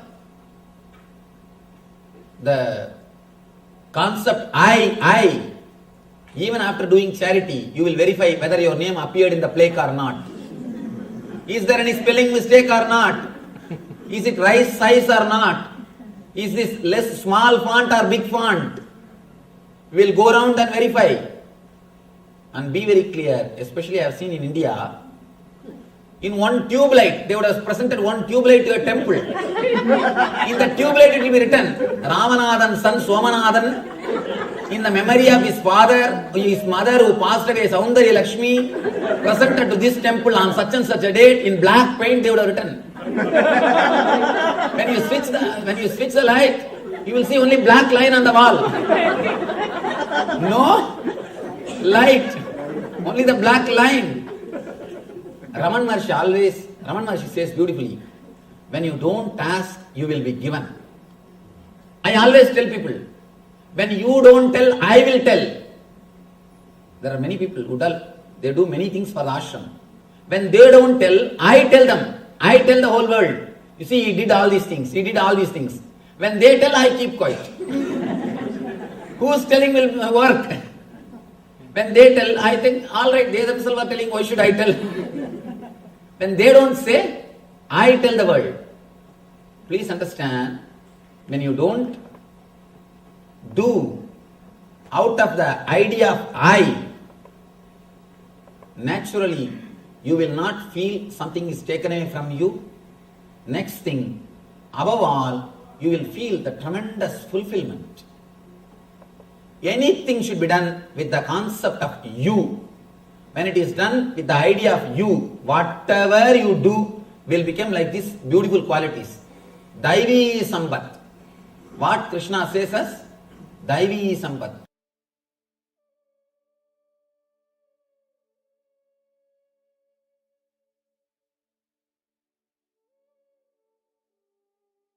Yasoda, he was brought this side. Because if the sun comes, then Kamsa will come in search of Krishna.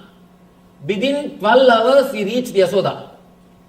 Yasoda brought him up practically till he left Vrindavan. But when Yasoda asked him to sing or play the flute, this guy will not play. But this Tarangini, she is actually from a low caste, a suppressed caste. She is a great devotee of Krishna. Because she is from a lower community, she will not come in front of Krishna. She will stand in one corner and just enjoy. Just enjoy the Krishna's presence and his music or whatever he does, naughty things. She will stand in one corner and enjoy. Such a great devotee. Of course, whenever Krishna walks, once Krishna goes away, she will go and touch that feet dust. And one day, Krishna left the flute and went away. He forgot. Of course, he wouldn't have forgotten, he must be playing. That guy, you think he will forget? He will make others forget. And he will never forget anything. And he was playing a drama as if he left the flute and went away. She just sees the flute And she thinks, oh, Krishna has left it, I should take it and keep it in the house and hand it over to him properly. Nobody should take it away. Out of love and care, she takes that flute and keeps it in the house. And this fellow did not forget, purposely he is playing the drama. Suddenly next day he says, somebody has taken away my flute. He starts searching. Or he is acting as if he is searching.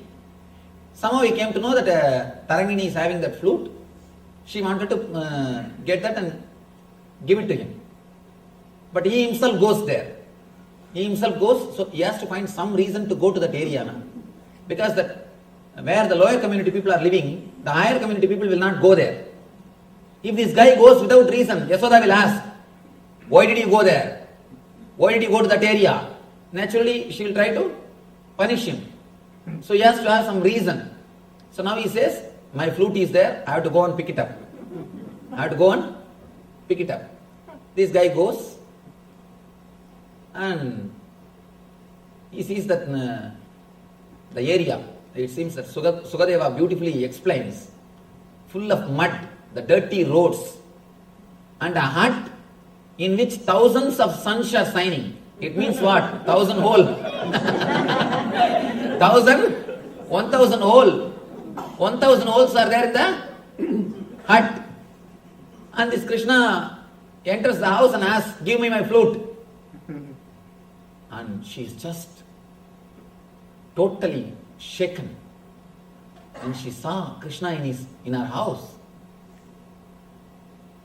And she is not able to speak, she is not able to do anything.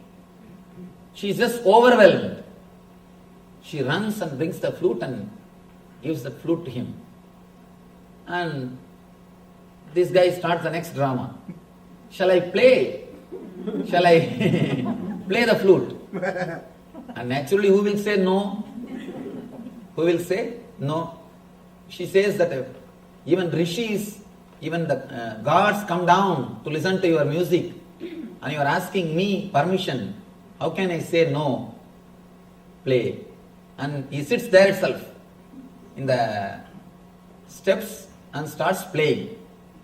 He is just playing.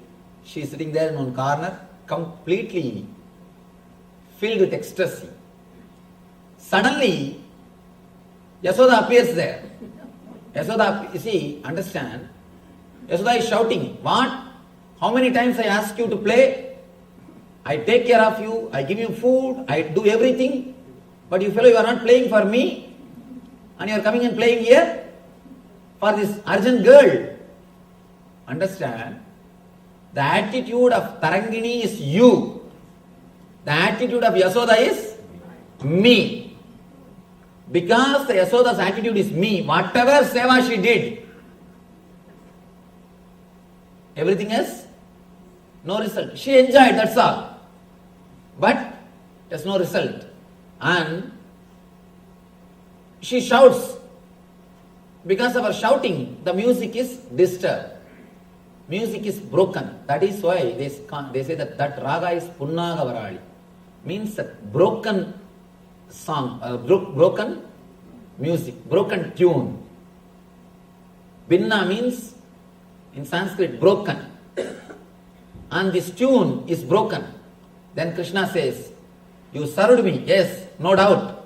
But with the attitude of I, with the attitude of me, as long as I am your Krishna. But she is so devoted, not with the attitude of me, she is with the attitude of you. She is devoted to me, you are devoted to you. As long as I am your Krishna, you will take care of me. As long as I am your Krishna, you will take care of me. It means what? You are devoted to you. You are centered on you, not on me. That is why even 5 minutes of separation you are not able to digest. Possessiveness, instinct to possess. You have come here all the way. You are not giving even 5 minutes space for her. She never asked me that. She never asked me to come to her house. She never even expected I will play for her. She is totally dedicated, only with one attitude of you. Then Krishna blesses us. blesses her, you will have the Samibhya Mukti. Means you will become a Shenbaga flower and you will reside in my garland and you will stay with me forever. There are 4 muktis, 4 enlightenment. Salogya Mukti, Sarubhya Mukti, Samibhya Mukti, Sayujya Mukti. Salogya Mukti means you will be allowed to stay in the Vaikuntha. You will have one apartment in Vaikuntha. You will be given one apartment in Vaikuntha. That is Salogya Mukti. Sarubhya Mukti means you will have his own form. You can see Jaya Vijaya. They will be standing exactly like Venkateshwara. They will have that same Sangha Chakra, same all the Ayudas of Venkateshwara. That is called Sarubhya Mukti. Same Swarupa is given to them. Jaya and Vijaya, you can see the same way of Urthabundra, Shankha, Chakra and all the Ayudas. Just as Venkateshwara has got, they will have. It is called Sarubhya Mukti. The next level, Samibhya Mukti, being in the inner circle. Being in the inner circle. Chakratalva, the chakra which Vishnu is carrying, the disc which Vishnu is carrying, he has achieved Samibhya Mukti. Means the very near, close inner circle. And becoming himself enlightened is Sayujya Mukti. Sayujya Mukti. But Samibhya Mukti is the best thing because you can enjoy him. Like an ant enjoying the sugar candy. Becoming sugar candy is different. That is for all these rishis, Vedantis. That is for the rishis. But living very near to sugar candy and enjoying it. For the devotees, the ultimate state is Samibhya Mukti.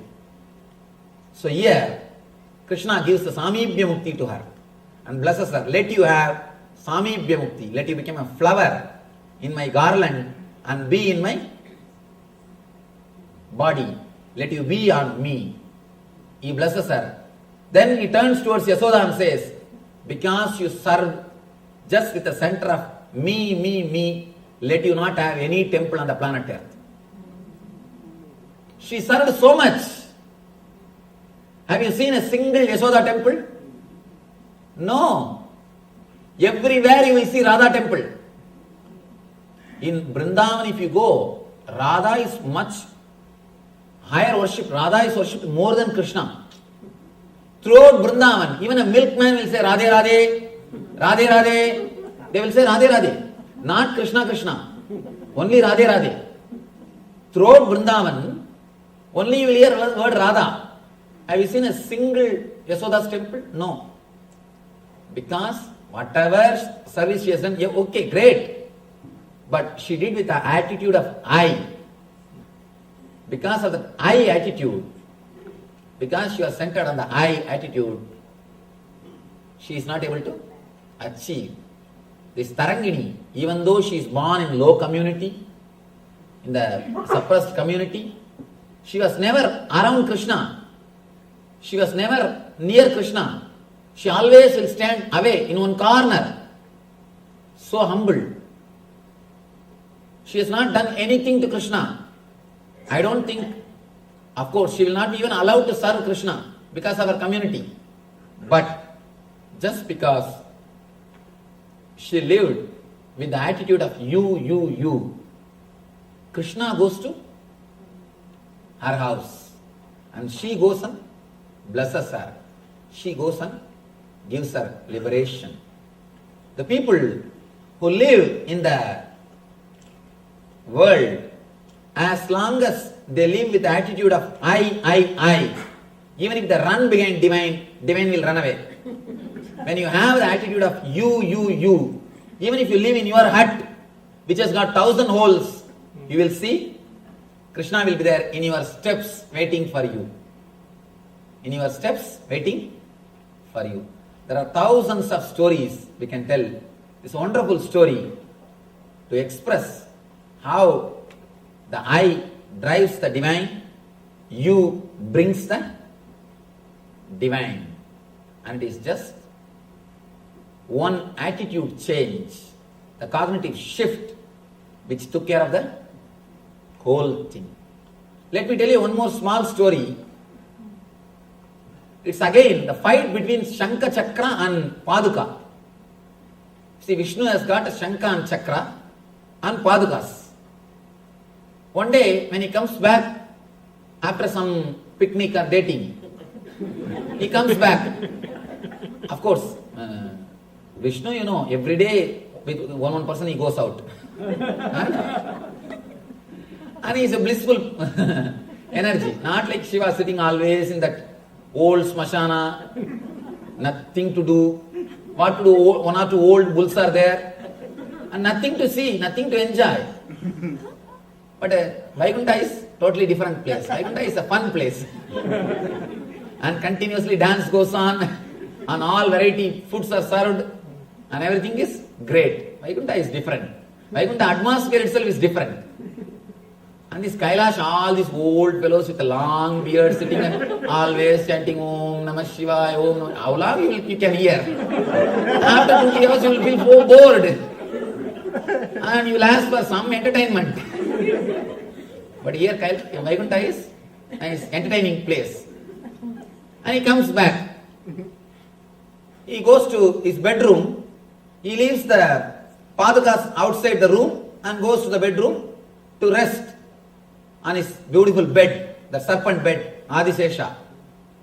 The Shankha and Chakra, they look at the Paduka and laugh at them. Laugh at the Paduka. See, you may carry Bhagavan whole day. When it comes to the room, you have to stay out, we will go near. You are not really at Samipya. We are the people who stay 24 hours with him. Night 12 hours you are out. So you have only half Samipya Mukti, not full Samipya Mukti. Only 12 hours when he comes out, you will be at his feet. When he goes to bed, only we will be there around him. We are having 100% Samipya Mukti. You are having only 50% Samipya Mukti. Then Paduka says, all right, what can be done? Whatever Bhagavan says, whatever Bhagavan thinks, let it happen. Next day when Bhagavan comes, Paduka asks Bhagavan, these two guys are making fun of me. The Shankha and Chakra are making fun of me. Is this really true that you are angry with me? And I have only 50% Samipya Mukti. Is it really true? Please tell me, what mistake did I do? Then Bhagavan laughs and tells, don't bother.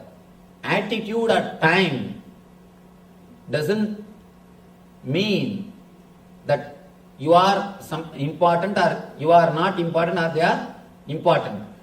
Attitude at time does not show favoritism. I have no favoritism. Let you understand, each one has got different place, different work, different things to do.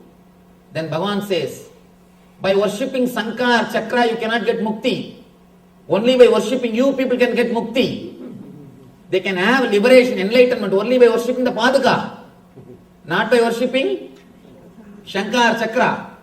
See that? Chakra kills. Shankha declares the victory. That's all. By worshipping Shankha and Chakra you cannot get liberation. But by worshipping Padukas you can get liberation. Then Bhagavan says, they have their duty is different. Your duty is different. Your responsibility is different. Your place is different. Understand, the Shankha and Chakra cannot give enlightenment. Only you can give moksha. Only by holding you people can achieve moksha. Then he says, whatever is said and done, these guys have made fun of you. Let both of them take birth in the planet Earth and worship you for 14 years. Shankha and Chakra take birth as a Bharata and Shatrugna, worship the Paduka for 14 years in Ramayana. They come down as Shankha and Chakra, worship the Padukas for 14 years. Just because they made fun, 14 years, let them worship you and understand only you can liberate them. The Bharata and Shatrugna do Paduka Puja. 14 years, Paduka is only kept in the throne. And Shatrugna and Bharata, they do service to the Paduka. Paduka is the king. If you know the Ramayana story, you know. In Ramayana, both of them, Shankha and Chakra, the Bharata and Shatrugna, they both serve the Paduka and get the liberation. So understand, Some may have some responsibility. Some may have different responsibility around the master. But if these guys think some are important, some are not important, the difficulty will be, there will be difficulty.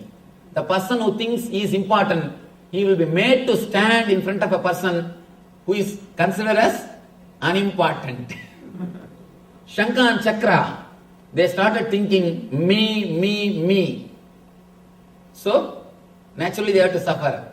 The Padaka says you. Naturally, it receives the worship. And then Bhagavan blesses.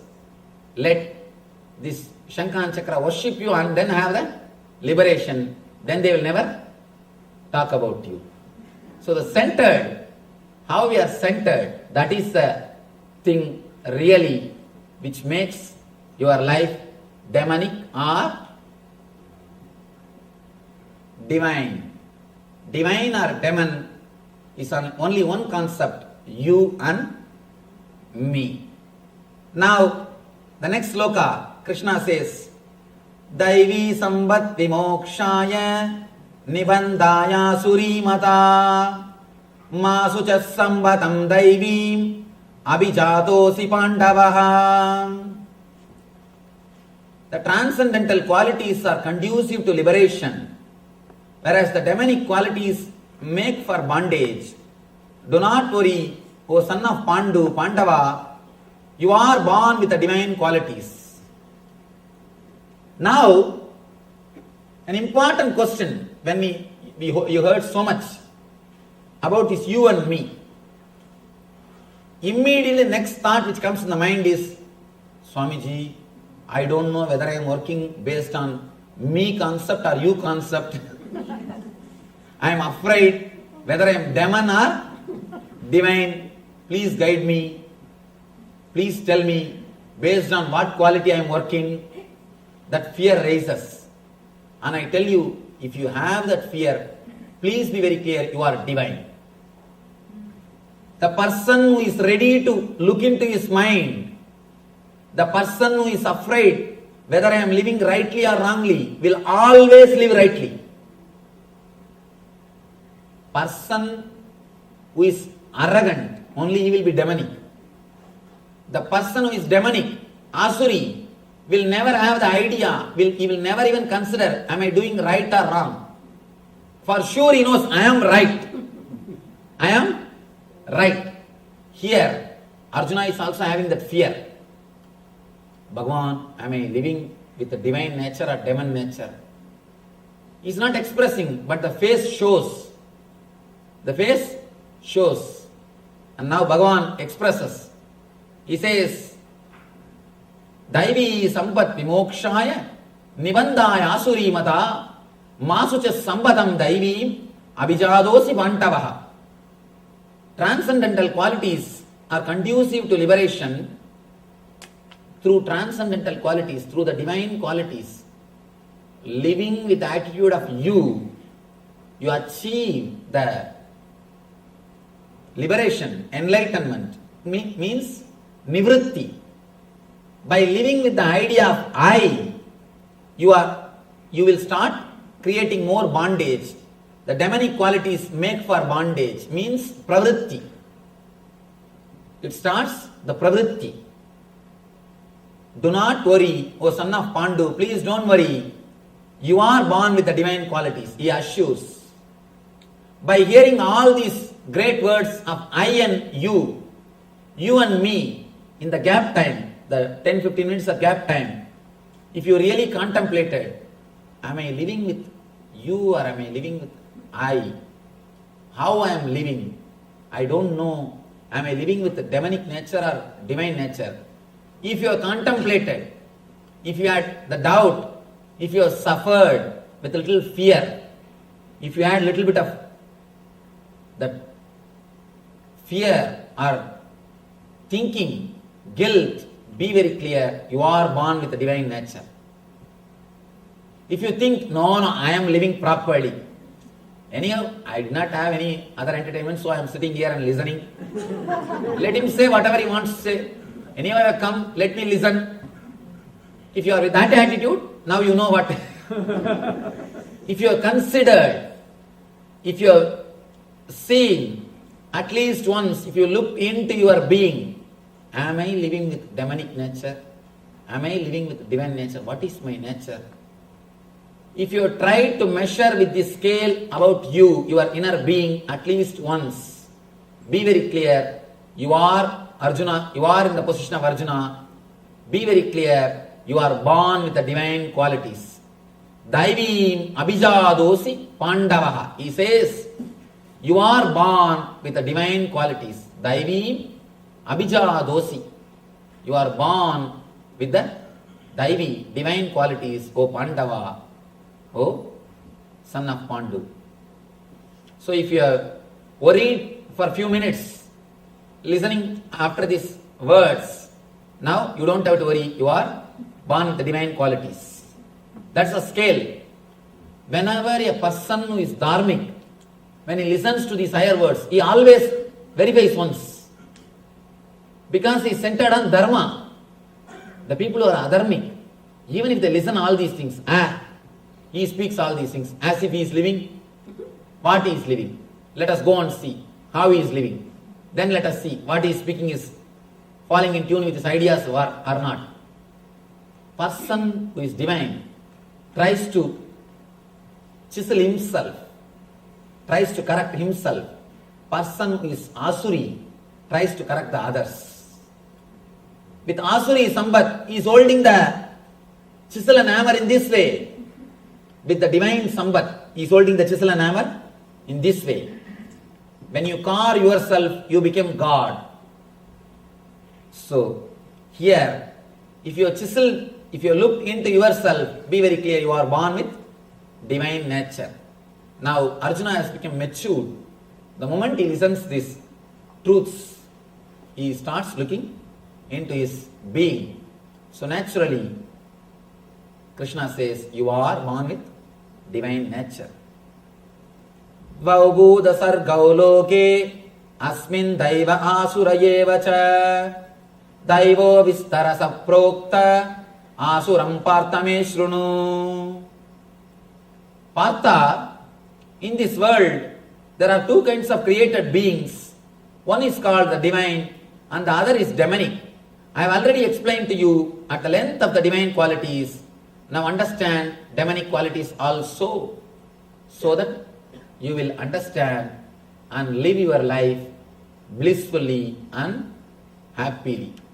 He goes on explaining all the qualities of person who lives based on I. I don't think we need to understand all these qualities because we have already. There is no need to read all these qualities of a person who lives with I. Because we know enough of them.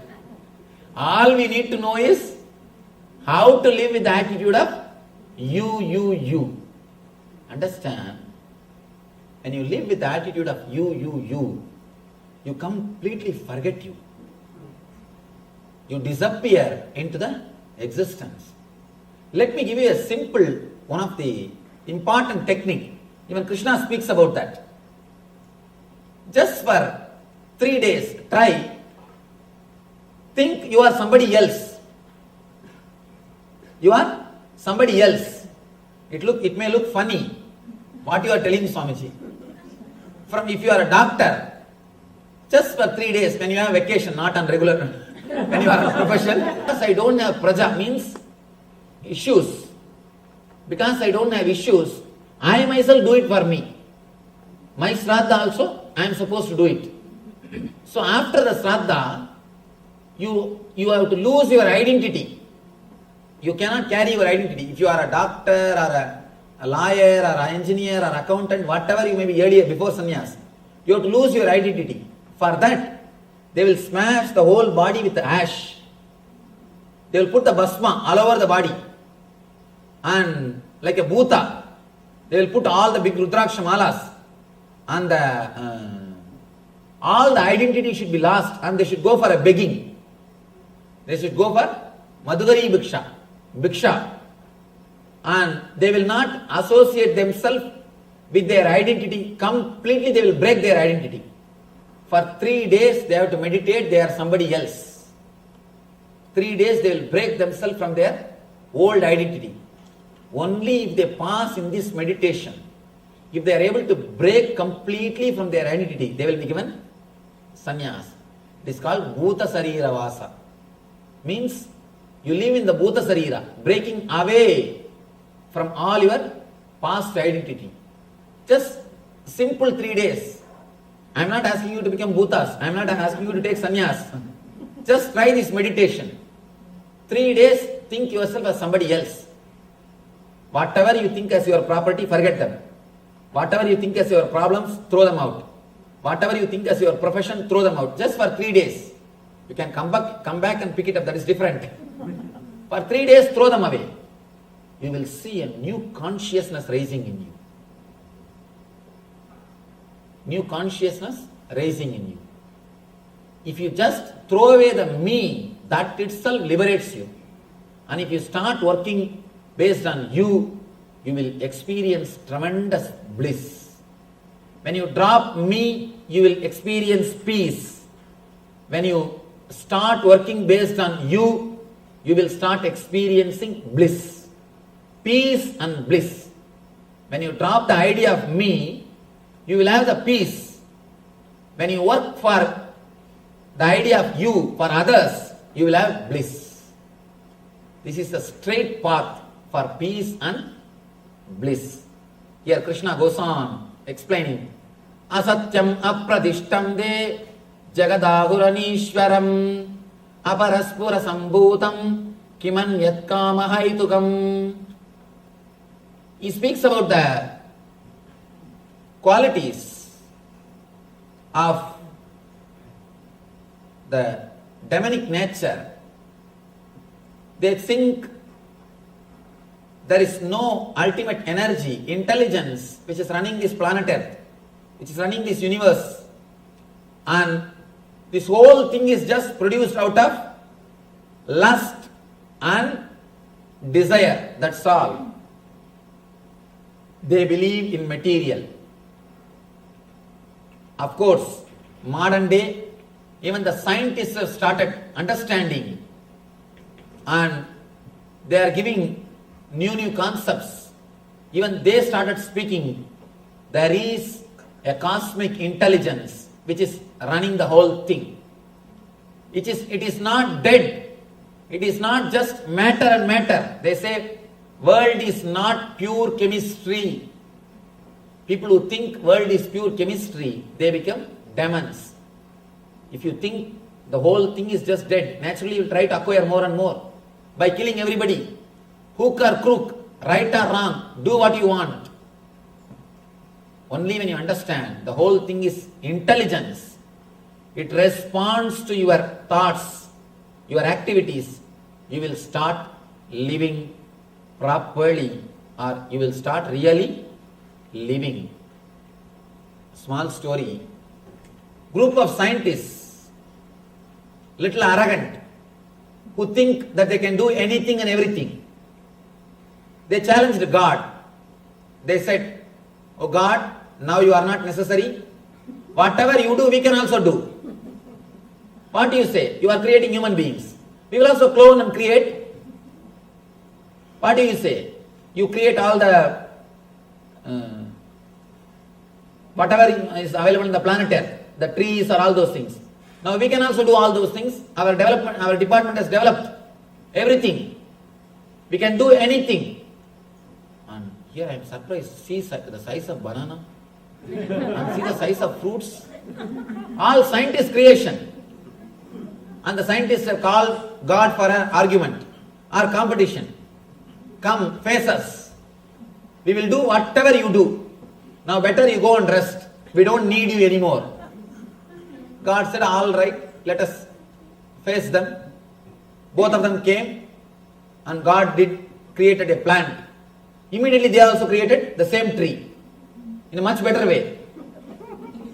And one by one, continuously they are doing. Suddenly God took little dust and created a man out of it.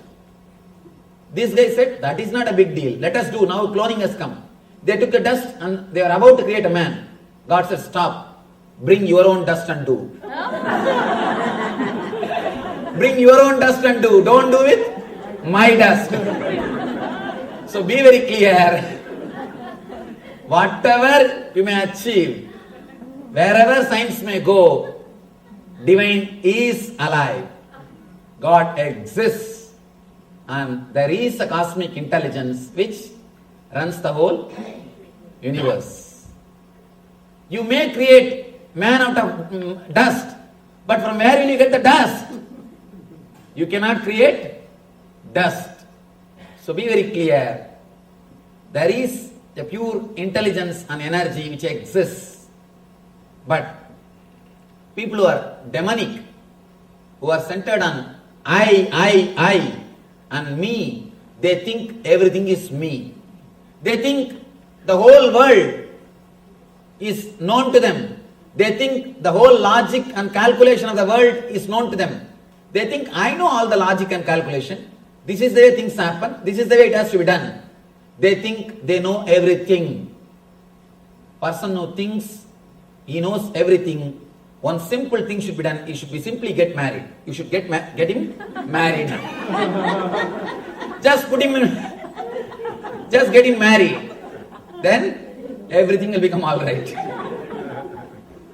And I have seen these young guys, when they come, these parents will force them to fall at my feet. I never like forcing somebody to fall at the feet. And these guys, if they don't want to fall, they can go. But they will not go. They will stand there and will ask me questions. Why should they fall at your feet? And I tell them, I am not telling. But their arrogance is so much. They will be asking all questions. I tell them, I am not asking you. Why should you stand here and argue? But their arrogance will not come down. Just for argument's sake, they will argue. In the mind, I used to think, let him get married. After 1 year when he comes, after the marriage, simply Sashtanga Namaskari. Because the 1 year complete training happens. But we can't do in 10 years, 1 year training. Done. Whole thing is done. The fellow will simply fall flat and now he knows how to listen. Now he knows how to listen. Completely will be polite. He will be polite and yes Swamiji, yes Swamiji, yes Swamiji. And now he knows the power of yes mantra. Power of yes mantra. Simply get him married. And that is what we should do. The Asuri people, nothing else needs to be done. Simply get them married. And all the Asuri qualities will disappear. Maybe, I think that is why God created this marriage idea. That is why He created the marriage idea. Anyhow, they say the world is unreal. The foundation, with no foundation, no God in control, they say it is produced of sex desire and purely by lust. Asatyam, apradishtam, jagadahuranishwaram, aparaspara sambhutam, kimanyat kama haitukam. Kama is the hetu. Hetu means reason. Kama is the hetu for the whole thing. Reason for the whole thing. Please be very clear. Kama cannot be reason for whole thing. It is intelligence which is reason for whole thing. The Shakti or the divine is the cause and effect of this whole Jagat. That is Karana and Karya. In both the level, it is divine which is responsible for the universe. But when you think the lust is responsible or just you are the responsible, you start thinking, you start working with one idea of me, me, me. Here, Krishna explains the same concept in a deeper way and he gives a beautiful punchline. Chintam aparimeyancha pralayantam upasrita kamo babhoga parama एतावदिति निश्चिताम् आशावासस्ततैर्बत्ता कामक्रोधपरायणा ईहन्ते कामभोगार्थम् अन्योरन्योतनन्तसञ्जयान्. Taking the shelter of excessive anxiety that ends only with their death. Very clearly he says, the anxiety ends only with death. Some people even at that time it doesn't end. They will be waiting. I paid insurance and these guys are not putting proper casket. They are not putting the proper marble. I paid insurance. I paid so much of money for insurance, so much of insurance I paid. See, they are not putting sandwood baths. They are not putting these proper things. Even after that, the worry will not end for some people. That ends only with their death, engrossed in the satisfaction of desires and regarding gratification of their desires as their sole objective in life. They believe in these bound in 100 loops of hopes, wholly occupied by lust and anger. They use immoral means, adharma, ihante, means to accumulate wealth for the satisfaction of their desires. These are all the qualities of demonic nature. Please understand, if you have any of these qualities, I am not asking you to change the qualities, change the attitude. Change the attitude. Otherwise, it is up to you. You can live as you want. And it is your responsibility. If you have any of these attitudes in your life, understand, change the being. This is time to start living with attitude of you, and experience the bliss. Let us pray to the ultimate energy, Parabrahma Krishna, the divine consciousness, to bless us all, experience the Daivi Sampat, divine qualities, and establish us in eternal bliss. Nithyananda. Thank you. Vasudeva Sudam Devam Gamsachanoramardanam Devagi Paramanandam Krishnam Vande Jagadgurum.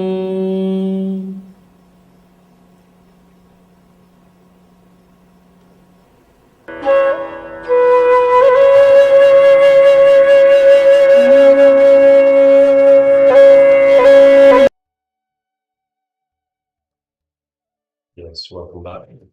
So, a wonderful revelation there from the spring point of optimism on relationships. Relationships are a possibility. So, let us have a look at some of the points that Swamiji touched upon in this revelations. So, you are your own friend and you are your own enemy. What does that mean? If you understand the technique of how to lift yourself by yourself, you will become friend of yourself. If you let yourself down, you will become the enemy of yourself. Nobody can hurt you unless you allow them to. Nobody can help you unless you allow them to. How many times we've gone through life and we've refused? We don't know how to ask for help. We've refused. We've always said to ourselves, you know what? I have to do all of this myself. We don't know how to ask for help. If you don't allow people to help you, they will not help you. Similarly, if you don't allow people to hurt you, they will not hurt you. If you allow them, if you say to yourself, people always hurt me, people always do things that hurt me, this is giving a silent permission for them to hurt you. This is how people hurt you. But understand, quite the opposite as well. Nobody can hurt you unless you allow them to. Again and again, Swamiji tells us, lift yourself. Lift yourself by yourself. Don't feel depressed. Don't have guilt. Guilt is absolutely terrible. The terrible thing to have, you're always blaming yourself for things that have happened in the past. No, look, forget about the past. Live the present. We only live in the present. We have never lived in the past. We have never lived in the future. We are only living in the present. As time goes by, the present moves into the past. This is true. But why are we looking into the past to create our future? So again and again, live in the present, drop the guilt. Don't get dejected thinking that you won't be able to do what you want to do, what you need to do. Again and again, live yourself by yourself. Suffering or enjoying is only created by one link, and that is the mind. We'll be entering into the technique and fetching. Yes, so this technique, unclutching, we can do it anytime, anywhere. It's a very simple technique. Basically, when you sit, naturally some thoughts will come. The moment that you see a thought coming, don't give meaning to it. A thought comes, just drop it. The moment you give meaning to it, you start engaging with it. So don't give any meaning to it. So don't connect with it. So as we said, in terms of the guilt, you only give meaning to it when you connect it to your past. Without giving any meaning to it, just remember to unclutch. Unclutch, drop it, just forget about it. Yes, it's come up, just let it be. And just see what happens. So just unclutch, don't connect to it, don't connect it to your past, and just see what happens. See, the moment that you remember, let me unclutch, so the thought has come up. The moment you remember, let me unclutch from this thought. Let me not give any meaning to it. For a few seconds, there will be a silent gap. So you've succeeded not to give it any meaning, succeeded not to give it any thought. But then it might happen. The moment that you are aware there is a silence, this will become one more thought. So you're thinking to yourself, yes, I am succeeding. I'm making a gap, a silent gap. That is also a thought. Understand this will also become a thought. Simply don't worry about it. Simply just unclutch from that thought also. So just as any thought is just like any other thought. There is no thought that is stronger than the other. That is why we can easily, if we have a negative thought, we can easily just replace it with a happy thought. There is no priority. There is no different strengths on the thoughts themselves. So just the way one thought comes up, the other one can come up and replace it. But similarly, the way we unclutch from one thought, we can unclutch from the other thought as well. The way we can unclutch from happy thoughts, we can unclutch from negative thoughts as well. So we unclutch. We say to ourselves, yes, okay, I am in silence, or I am unclutching. Unclutch from that thought also. So every time you start thinking a new thought, yes, there is silence. Yes, I am unclutching. Just simply unclutch from that also. It is important that just the gap or the silence should become longer and longer. And this will happen. The more and more you unclutch, the more you'll find, without giving it attention, the more you will find that the gap between thoughts becomes wider and wider, longer and longer. And this is the whole idea. Naturally, it is the nature of the mind to wander here and there for a few minutes, but that's okay. Every time you remember, you notice, every time you notice that you have another thought, just unclutch. The moment you remember or become aware that the mind has wandered, simply unclutch. There's no need to have guilt or be agitated that mind has wandered. The moment you remember, unclutch. That's all. In the initial level, that may be very gross, like solid fight. You may have to utter words like unclutching like mantra, but in just a few moments, you will see that it becomes a subtle process. So you will no longer be fighting with it. See, understand that with unclutching, we unclutch from the thoughts. Every moment will be new. Every moment will be ecstasy. Swamiji tells us beautifully that in that moment of no thoughts, 0 thoughts per minute, Swamiji calls it 0 TPS, thoughts per second, TPS.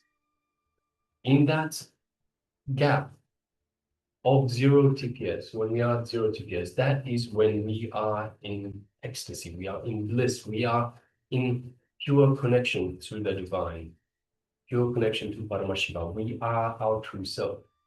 So naturally, with unclutching, we feel that silence, we feel the gap, we fill the gap. We are in bliss, we are in ecstasy. So every moment will be joy, every moment will be exciting. Every moment, see, unclutching is the source of unending excitement. Nithyananda Spurana, the awakening of bliss.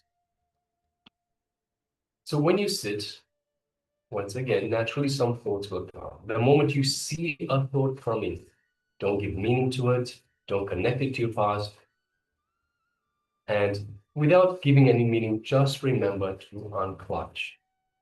So let's get into this meditation, this unclutching meditation. If you have any questions, please do let us, you can use the chat and ask us any questions, we'll be responding.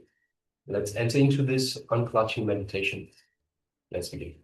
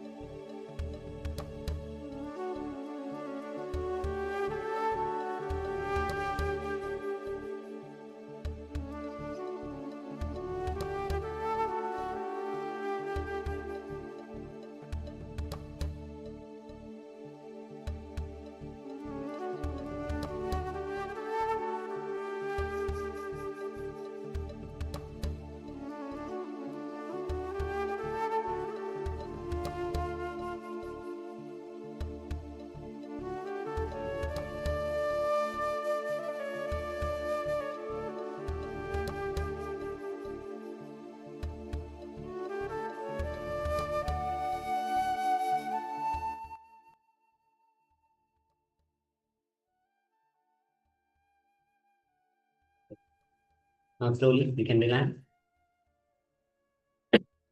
Understanding, you can unclutch from any situation, any thought, wherever you are. Just do not give meaning to it. It's a very powerful technique. You can yourself practice this whole technique by yourself.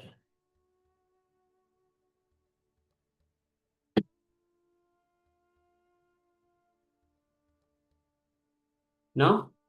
All right, so now let's get ready. We'll be moving on to the next segment in our program for today, which is another revelation from the Supreme Point of View on dropping the irritation due to fear and greed. So understand these irritations are coming up. And so whenever we try to have a relationship, when we try to enjoy the relationship, these irritations, because of fear and greed, come up. See, if we remove these irritations, we can move towards an enlightened conflict management. We can move towards a happy relationship. So understand, Swamiji tells us beautifully that a relationship is not two halves coming together to make a complete. It is two completes, the two complete individuals that are enjoying and growing together spiritually. So from this context, if we just drop the irritation due to fear and greed, then we can move on to spiritual growth. So spiritual growth through relationships. So let's sit comfortably with the head, neck, and spine in a straight line. And let us hear from the Spirit Point of View on these very things. Now, take few minutes, sit and analyze. Throughout my life, all these years, I was driven by greed and fear. What I have achieved? What have I got? Where am I standing? What is really happening? Consciously think. Consciously allow this idea to work on you. Decide, from today, I will not do anything out of greed or out of fear. Immediately the fear will rise in you. What will happen to my bills? Who will pay? What will happen to my house? Who will pay the mortgage? What will happen to my car? Who will maintain? What will happen to my kids? Who will feed them? What will happen to my social prestige and name and fame? Who will maintain it? Please be very clear. You have enough energy, you have enough strength to maintain yourself without fear and greed. The important thing you need to trust is you don't need energy from fear or greed to run your life. That's the first thing we need to understand. You have enough potential energy to live your life and to achieve what you want. Mahavira, one more great enlightened master who is not used by India. He says, when you come down to this planet Earth, when you take the body, you bring enough of energy to live all your desires or to achieve whatever you want to achieve. You already brought enough fuel. You don't need fuel from fear or greed. You always think, if I stop fueling myself from fear or greed, I may stop working. No, there is reserve in all your vehicles. Enough fuel is available. But psychologists can never believe the unmotivated action is possible, because they have never seen a Buddha. Again and again, these people who are working on the field of psychology, they come to a conclusion, only with motivation man can work. I tell you, no. No. What motivation birds have got to sing? But these Freudians are so perverted. Even for that they have started giving meaning. They say that The bird is calling for the spouse. Even the birds singing, they have started interpreting. The most perverted fellows. They can't see anything as it is. That is why here Krishna says, Ya pashyati sa pashyati. The man who is out of fear and greed only can see things as it is. If you are caught in fear or greed, you will see the things only as you want, never as it is. For example, if there is a beautiful tall building, man who is caught in the greed, the moment he sees, he will have one thought, if I have like this one building, how nice it will be. The man who is caught in the fear, he will think, I should not think of all these things, otherwise I will be stressed, I should escape from all these places, I should go and stay in forest. The man who is caught in the fear, he thinks in one way. The man who is caught in the greed, he thinks in the other way. But only a man who is liberated from these two emotions will see it as it is. Yap pashyati, sap pashyati. What is, he will see that. Now, decide strongly.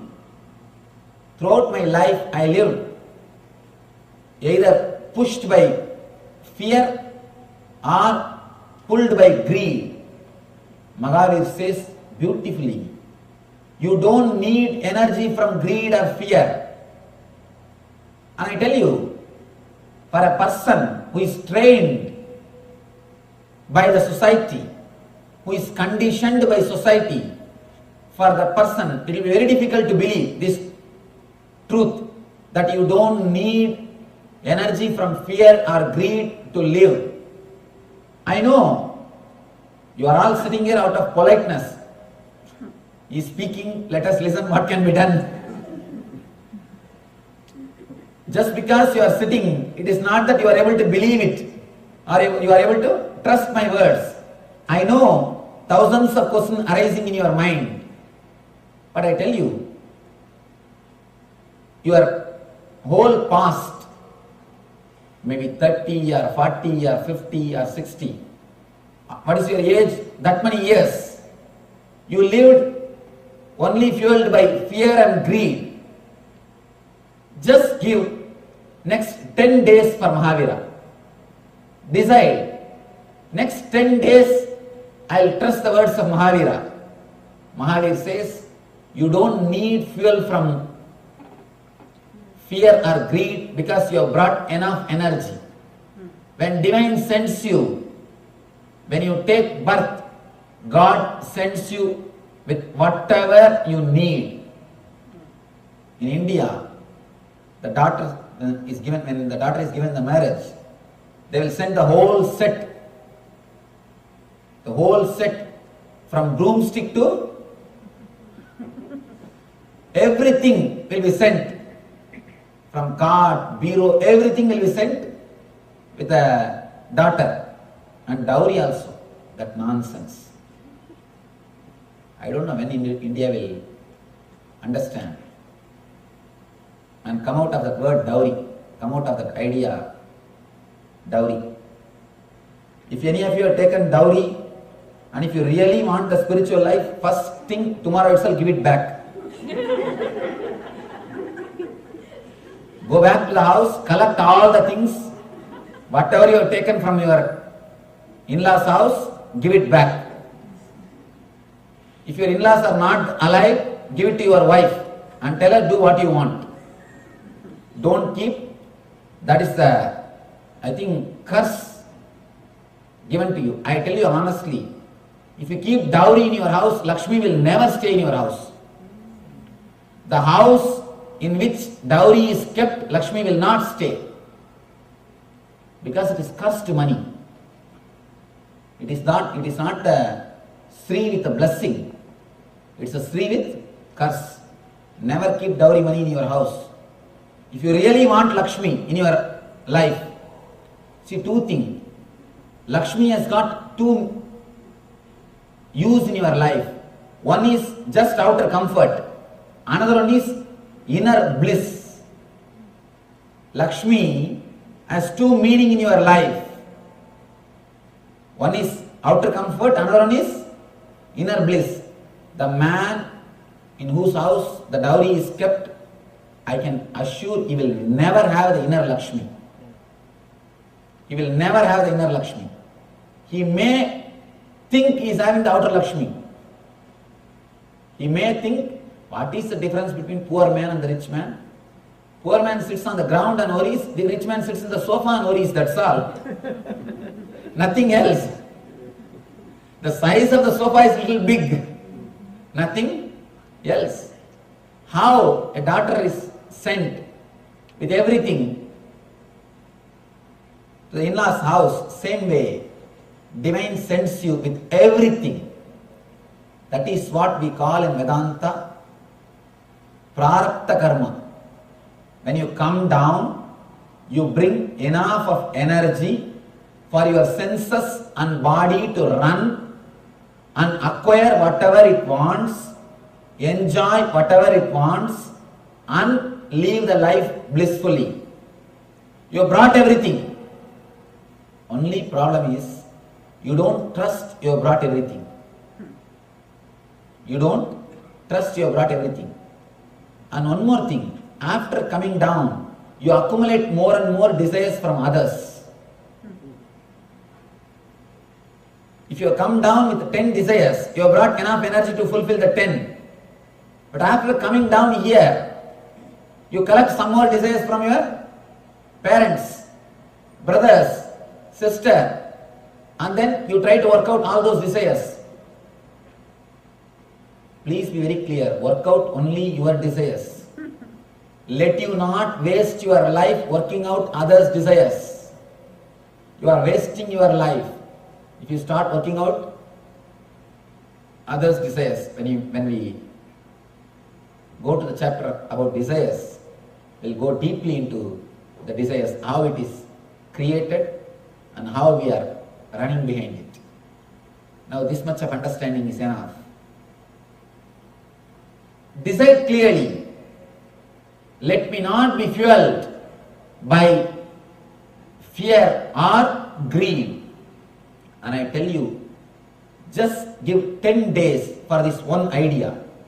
Decide, next 10 days I'll work only out of my joy and bliss. I'll do everything out of my pleasant mood, out of my joy. I can assure, anyhow, of course I'm going to be here even after 10 days. If it does not work out, come and catch me. It will transform your life. This single idea can liberate you straight away from all bondages. You have enough energy.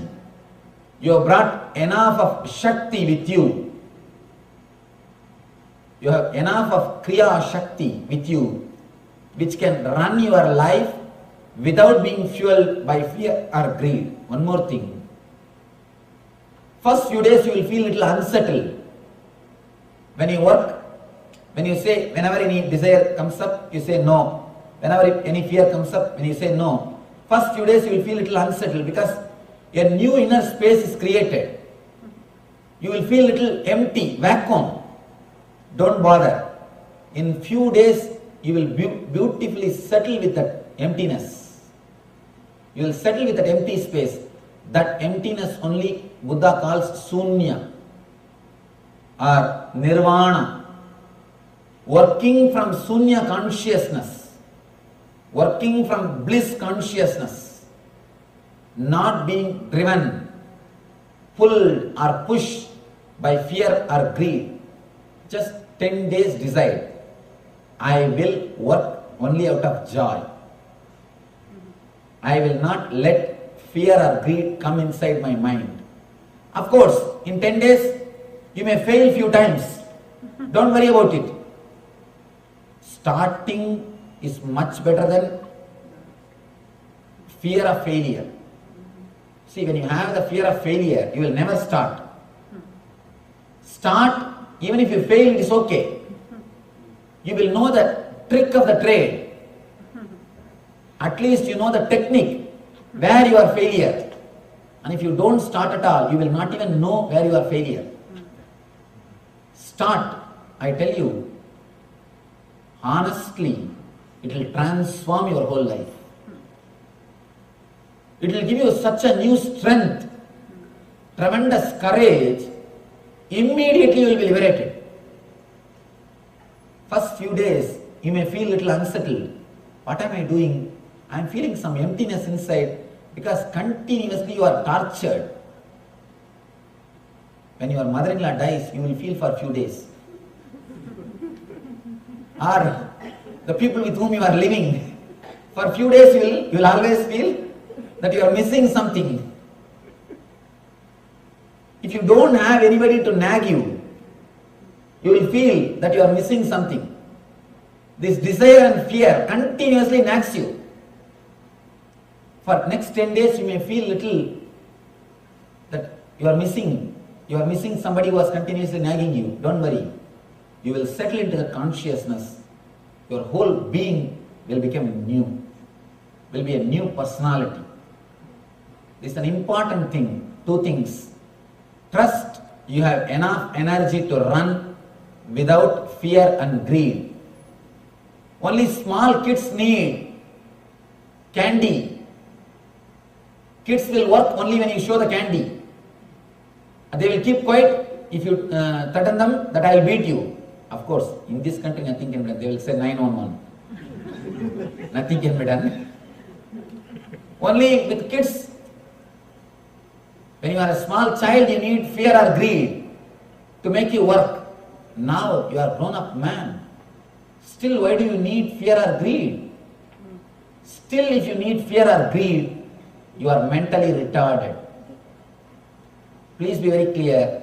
We have grown physically but not mentally. First few days, you will feel a little unsettled. One more thing. In 10 days, you will not lose your wealth. Is there anybody? 10 days if I practice these ideas, I may lose all my wealth, Swamiji. Then the wealth is not worth having. Let you lose it.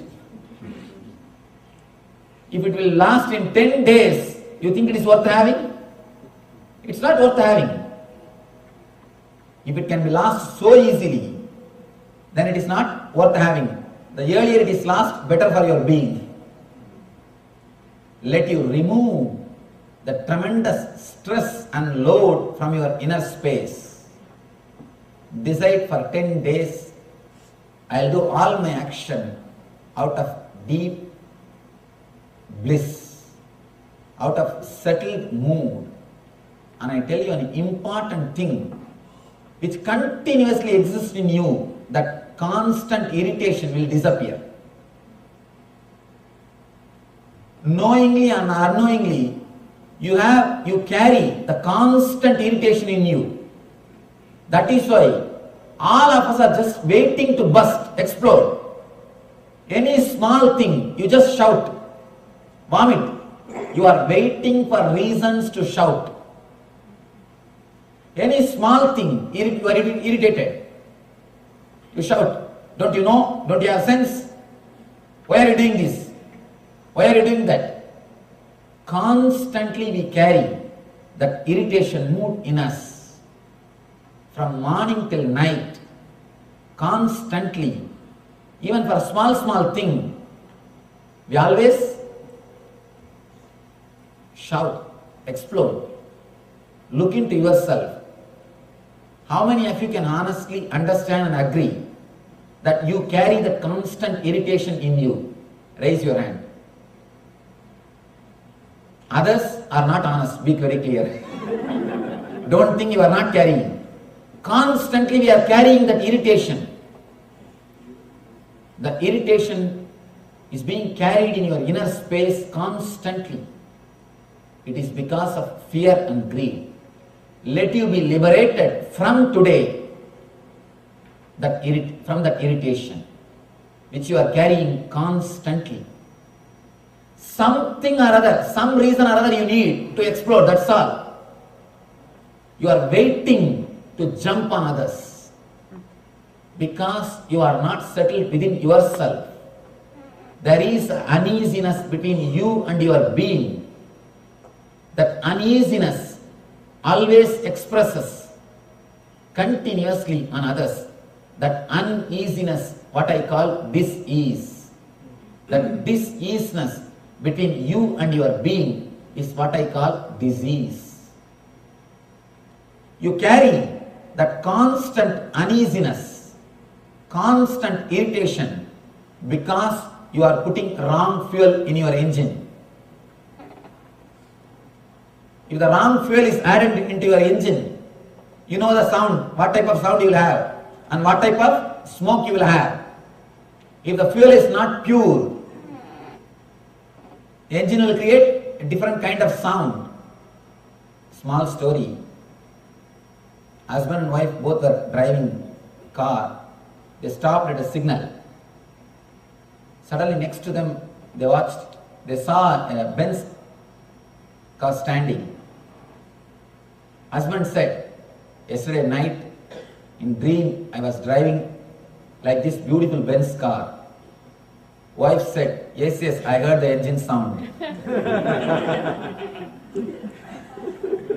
Sound sleep. Sleep for them and sound for others. Be very clear. If the fuel is not pure, you will have different sound and different smoke. If you are carrying the constant irritation in you, the fuel is not pure. You are not working out of your consciousness. You are not working out of your bliss. Just 10 days decide. Don't put the fuel of fear and greed in your vehicle. You will see suddenly the new energy coming up from your being. The enthusiasm, costless, auspicious energy. The costless, auspicious energy is what we call Shiva. Shiva means in Sanskrit, costless auspiciousness. Reasonless energy. If you live with that reasonless energy, means unmotivated energy, and I tell you, you can do that. First thing, trusting you have that energy. Next thing, start living it. Only these two things you needed to reach the divine consciousness. When you start working with that costless, auspicious energy, you become Shiva. Otherwise, you are Shava. Here, Krishna gives a beautiful technique to reach that ultimate Shiva consciousness, to reach the beautiful space of bliss. Saknodi haivayavasodum praksarira vimokshanat kama krododbhavam vegam sayuktas sasughinaraha. Saknodi haivayasodum praksarira vimokshanat kama krododbhavam vegam sayuktas sasughinaraha. Before giving this present body, if one is able to tolerate the urges of material senses and check the force of desire and anger, he is well situated and he is happy in this world. Exactly what I said he is repeating. If you can at least once settle inside, if you at least once settle inside your being, when you are attacked by this emotion of desire and anger, without moving your body, without cooperating, without taken away by that emotion, you are well situated, means you achieved what has to be achieved.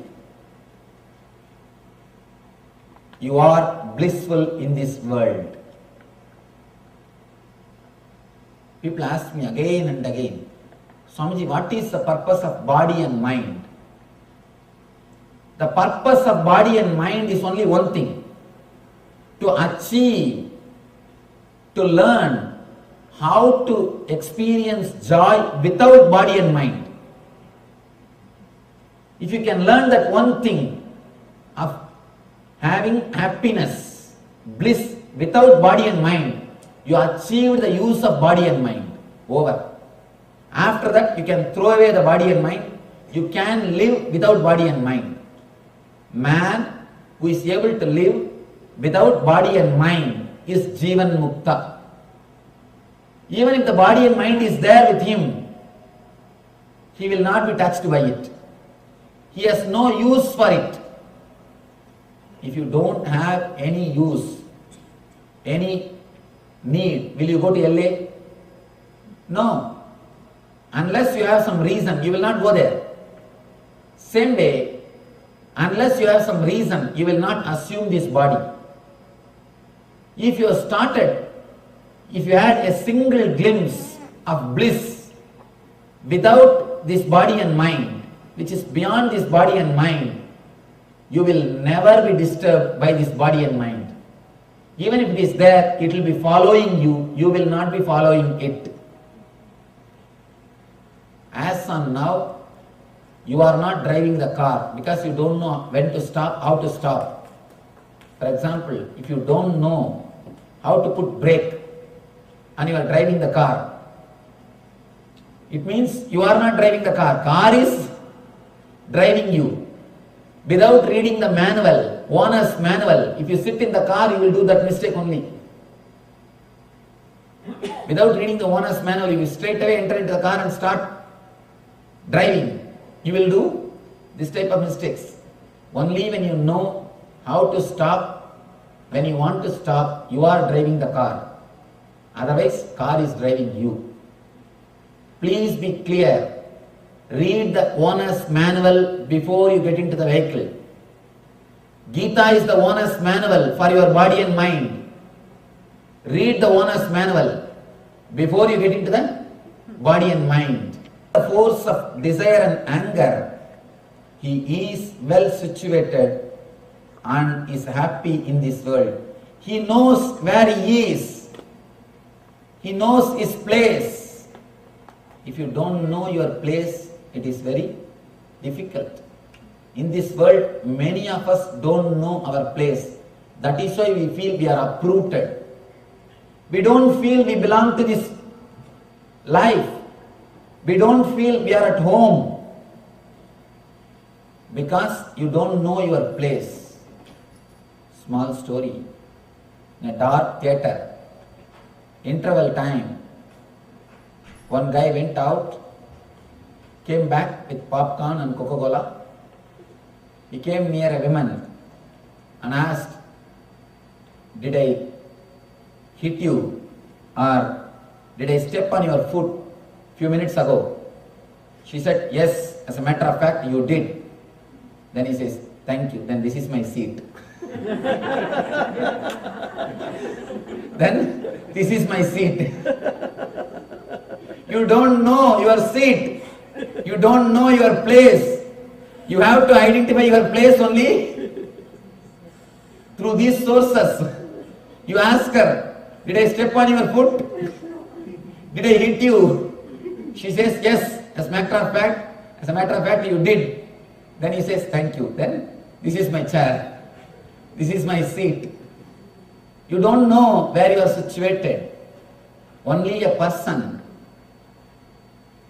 who has gone beyond greed and fear can relax into his being, will know what is his place on this planet Earth. If you don't fuel your being with fear and greed, suddenly you will see a new clarity. You will start working out of intelligence. You will start working out of divine consciousness. You will start working out of eternal bliss. Just decide, whatever I do out of greed, it only adds more and more greed. I am running. Enough.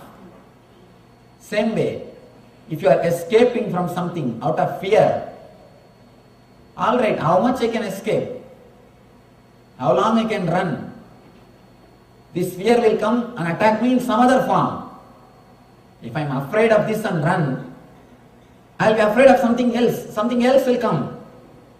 It is just the fear, not the object about which you are afraid. The object is not going to chase you, but the fear will chase you. You may go away somewhere, but you are carrying the tent, the canopy of fear and greed with you. Wherever you go and do the picnic, you open your own small tent. Same way, wherever you go, you carry your own small tent of fear and greed.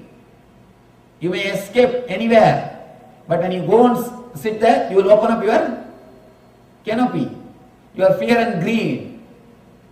There are so many great escapes, especially in this country. Wow. How many places? World's most happiest place, they claim, the Disney World. Actually, I went all over, the Disney World and the zoo, all possible places. Wherever, whatever places are popular, they took me there. After seeing, I really felt sad inside me. These people need so much of entertainment, means how much of depression they are carrying inside. So much of entertainment is necessary means how much of depression they are carrying inside. If you need so much of entertainment, please be very clear, something seriously wrong with your system. Something is seriously wrong in the whole system. Man doesn't need, by his nature, he doesn't need so much of entertainment. If he needs so many things to make him happy, there is something seriously wrong in the whole system. We need to look into the system and repair it. Again and again, Krishna declares, let you work out of joy. And I tell you, if you work out of bliss, you will create bliss for yourself, and you will create bliss for others, and you will never know what is tiredness. You will never even know the word tiredness. I tell you honestly, still I can't understand the word tiredness. How can you have tiredness? Tiredness is nothing but the inner contradiction between your Ichcha Shakti and Kriya Shakti. Between your will and your action. There is an inner contradiction. Inside there is some deep problem. You have a problem between your anger and fear. You have a problem between your greed and fear. Your greed and fear is attacking each other and you are tired, that's all. If you are feeling tired, please be very clear. Inside you, a big war is going on. The Mahabharata Yuddha is going on. Inside you, the war between the fear and greed is happening. Man whose consciousness is clear can never experience tiredness. The very idea of tiredness is totally wrong. How can there be tiredness? Just what you want, you do, that's all. In my young age, when I was in the college, I used to sit and meditate. Morning I'll sit for 4 hours and evening I'll sit for 4 hours. I'll just casually sit and meditate. The roommates, they will ask me, how are you able to sit for so many hours? And I used to tell them, what is there? Your body, your mind. If you want, can't you sit? If you can't even sit with your body and mind, what are you going to achieve? Honestly, I am not even able to understand how a man cannot sit with himself. Your body, your mind, that's all. My body is my mind. Just sit, over. Why? Why we are not able to sit? Because continuously we have poured wrong fuel. Wrong fuel. That is why you are not able to sit with yourself. It's after all your body, your mind. Bring it completely under your control. If you can't bring this under your control, never ever expect you can bring anything under your control. Continuously, we are behind power. We want to control that, control this, control that, control this. The power hunger is so much in us. We are running behind always something to get the control over that. Understand, first let you bring your body and mind under your control. Let that be controlled by you. Then automatically you can bring anything under your control. If this is not under your control, whatever is under your control will not be under your control. So please be very clear. First thing which we need to do is bring your body and mind under your control. As on now, it is under the control of fear or greed. One thought from greed is enough. Your body just runs. One thought from fear is enough. Your body just runs. Let it not happen. Let it be completely under you. Let it be completely under your consciousness. Let you fill your body and mind. Let your eternal bliss, eternal consciousness fill your body and mind.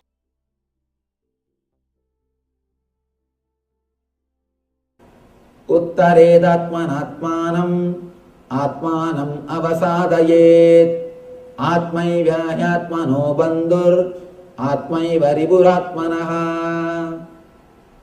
Uttaredatmanatmanam atmanam avasadayet atmaiva hyatmano bandhu atmaiva riburatmanaha.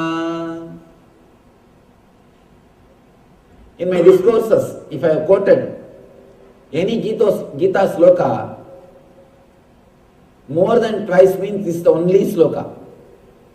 At least 100 times I have quoted this sloka in my discourses. I can say this is a gist of the whole Gita. This single sloka is the gist of the whole Gita. Yesterday, we understood the concept, how to move from doing and having to being. We are all stuck in having. And then little intelligent man moves to doing. Then you are supposed to move to being. We learned the technique of how to move, how to liberate yourself from fear and greed, how to move into the divine consciousness, how to move into bliss. Here Krishna says, Uttared atmanatmanam atmanam avasadayet. The translation goes, one must deliver himself with the help of his own being and not degrade himself. The being is a friend of the soul and his enemy as well. You are your own friend and you are your own enemy. If you know the technique of how to lift yourself by yourself, you will become friend of yourself. If you let yourself down, you will become enemy of yourself. Yesterday we all learned the technique. How many of you yesterday requested you to follow the technique just for 10 days? Naturally, when you follow, again and again you will fall. You will fall. If you have not fallen, please be very clear, you have not done rightly. You have not practiced properly. When you practice anything, naturally you will fall. Again and again, suddenly you will forget. Oh, I started working out of fear. I started working out of greed. You will come back. Again and again you will come back. When you start working, naturally you will see there will be few problems. Always, when you start anything new, you will have three phases. First, resistance. Next, just avoiding. They will neither care nor resist. Indifference. Third, acceptance. This is the way anything will start. Same way, when you start doing anything inside your system, the same way you will start growing. First, resistance. Again and again you will fall. You will forget. Your system will resist. It will try to create all complications, all complaints, all possible arguments. Sometime, if you can't follow the teachings of Krishna, you will start blaming Krishna. I have seen many people, when they are not able to follow teachings of Krishna, straight away they will start criticizing Krishna. What Krishna? He was always flirting. He was always running behind women. He was Radha Lola. He is a Stree Lola. What type of man he is? Easily you can avoid, escape from Krishna by criticizing Krishna.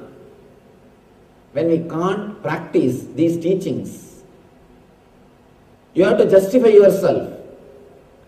And naturally, inside your being, your conscience will hurt you. So you have to justify.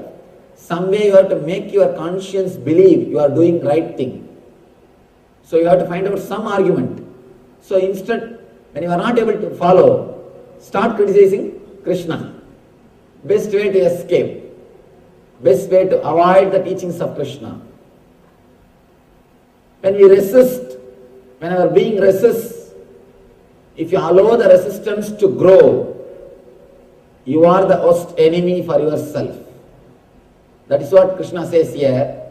Uttared atmanatmanam atmanam avasadayet.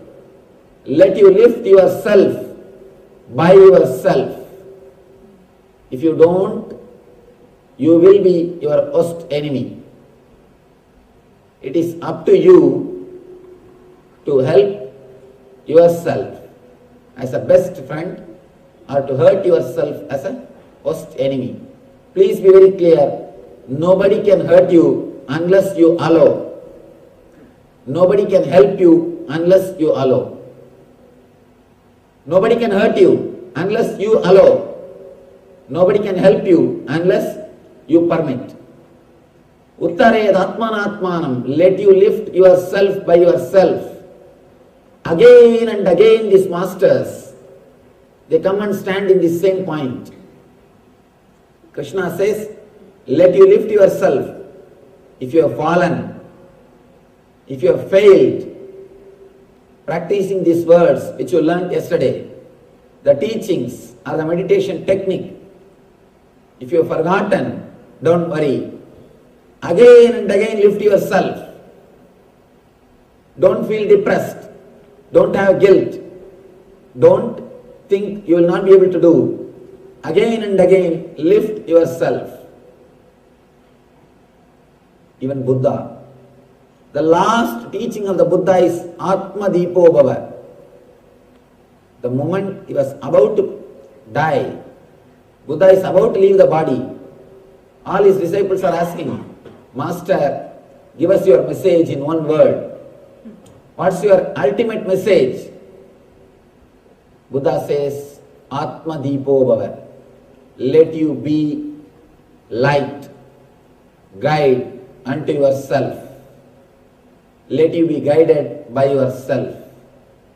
Atma Deepo Bhava. Let your being guide you.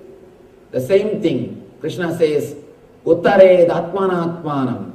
Let you lift yourself by yourself. Nobody can do anything unless you lift yourself. Uttared atmanatmanam. Only you can help yourself. Somebody goes to Buddha and asks, Master, you know enlightenment is the ultimate thing. Why don't you give that to all of us? Why don't you make us all enlightened? Buddha says, oh, you want enlightenment? Do you think that I should give enlightenment to everybody? Please go around and take a survey. How many really wants enlightenment? By evening, this guy comes back after taking an extensive survey in that whole city, and he says, Master, only 2 persons wants enlightenment. Buddha says, please bring them, let me give. He says, no, they are not ready to come from the house all the way here. If you can send by courier, they are ready to receive. If you can send from here, they are ready to receive and keep it in their house. They are not ready to come here all the way. Nobody wants. Even if you want it as a one more item in your showcase. We are not ready to risk anything for enlightenment. We want one more item in the showcase. We can say, whenever people come to our house, we tell, this is from Delhi, this is from New York, this statue is from Japan. Just like that you can say, oh, this enlightenment that Nithyananda Swami he gave. He was giving Gita discourse. I went and attended, he gave. How it looks? Just as a one more showpiece, we are ready to accept, but not ready to commit, or not ready to risk anything, not ready to take the responsibility. Buddha says, the existence is so great, it allows you, it gives you the freedom to be in bondage. God is so great, He gives you even the freedom to be in bondage. It is your freedom, whether to be in bondage or to be liberated. Even liberation should not be forced. If it is forced, even liberation is not liberation. If it is forced, how can it be liberation? It cannot be. So you have complete 100% choice to be liberated or to be in bondage. It is completely up to you whether to be liberated or to be in bondage. God is so great, He allows you, He gives you the freedom even to be in bondage. Here Krishna says, Uttared atmanatmanam atmanam avasadayet. Let you liberate yourself by yourself. Unless you liberate yourself, nobody else can liberate yourself. If you help yourself, you are the greatest friend for your being. If you don't, you are the worst enemy for your being.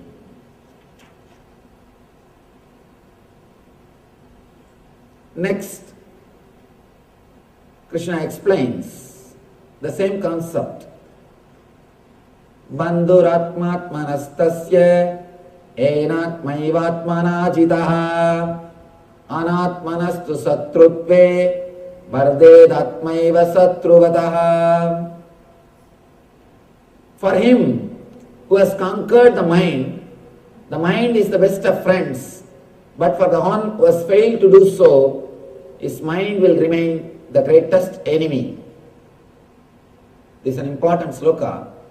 This has to be understood with the next 2 slokas.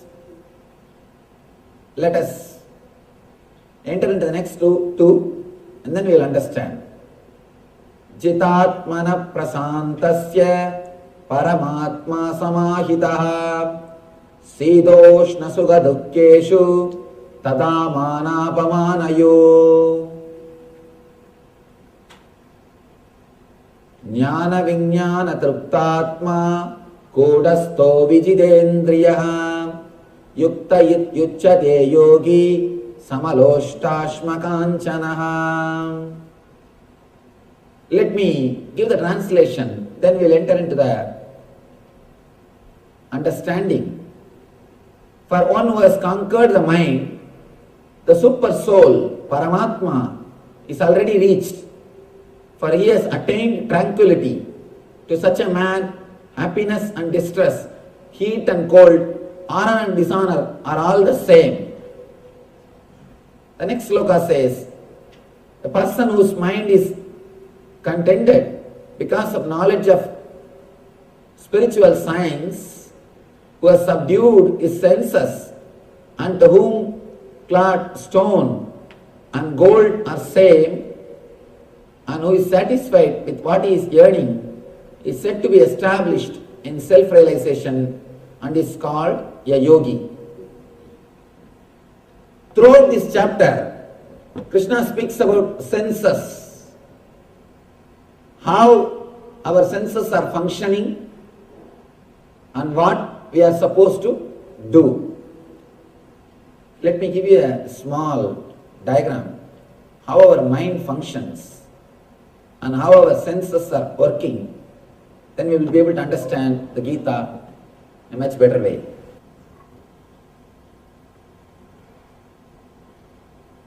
Please understand how our mind works, how we process information, how we perceive things, how our senses perceive informations, and how you take decisions, how you move in your life. First, for example, you are seeing something through the eyes. Let us take this scene. Now you are seeing something. Here I am explaining only based on eye. You can replace it with ears. You can replace it with the taste. You can replace it with smell. You can replace it with touch. With any pleasure, you can replace it. Here I am giving an example of eye. And this scene. Let us take the example of this scene. You are seeing me. First, your eyes will catch the picture or the scene. This will be taken to chakshu. Chakshu means the energy which is inside the eyes. This is called indriya. Please understand, eyes are not seeing. Through eyes, the energy is seen. Through eyes, something else is seeing. How to understand this? Sometime, your eyes will be wide open. If you are intensely listening some music, even if somebody walks in front of you, you will not know. Your ears are open. If you are intensely reading something, even if some sound happens, you will not hear the sound. It means you are not hearing just through eyes or just by ears. Something else is seeing through eyes. Which sees through eyes is called chakshu. The whole file goes to chakshu. The picture or the scene which you are seeing will go to chakshu. In chakshu, the important process happens. The whole file is converted into digital file. I am speaking in the computer language. Understand? The whole thing is converted into digital file. It's almost like a DSP, digital signal processor. The whole thing is converted into digital file. Inside the computer, if you have to process any information, it has to become digital file. Whether it is a picture or whether it is a sound, it has to be converted into digital file. Same way, inside, if the process has to happen, means the whole thing has to be converted into biosignal file, digital file. The file processing happens in chakshu. Whatever scene you are seeing now, that picture will be converted into digital file in chakshu. That file will now go to chitta, memory. It will go to memory. In memory, the process will start happening. What is this I am seeing? What is this in front of me? First thing in memory, you will start analyzing and negating things. This is not this, this is not this, this is not this. That na iti, that will start happening in chitta. First your mind will say, this is not a tree, this is not an animal, this is not a vehicle, this is not a rock.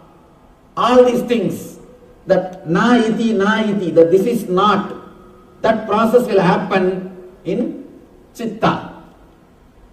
Once that this is not happens,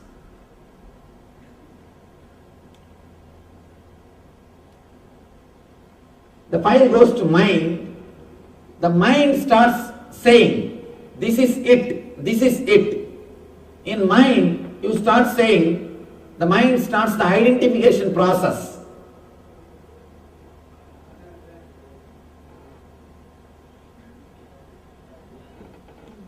This is it. Your mind starts saying, I am seeing a man standing with a kavi cloth.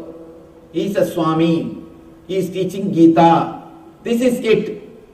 That identification will start happening in mind. Then the file goes to buddhi, your intelligence.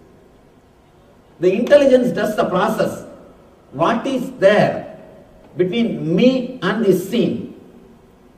What is the connection between me and the scene? What way I am related to him? What way now I am related to this scene? Your buddhi will start analyzing with all your earlier experiences. Last 4 or 5 days I attended. It was really nice. I think it's really nice. Or if you think, no, I wasted my time yesterday itself. This is not worth. Some decision your buddhi will take. Your buddhi will say, some way it will respond, whether it is right or wrong, whether you liked it or not. Some way your buddhi will give the response, and now the whole file will go to ego. According to the buddhi's signature, the buddhi will write in the file, yes or no.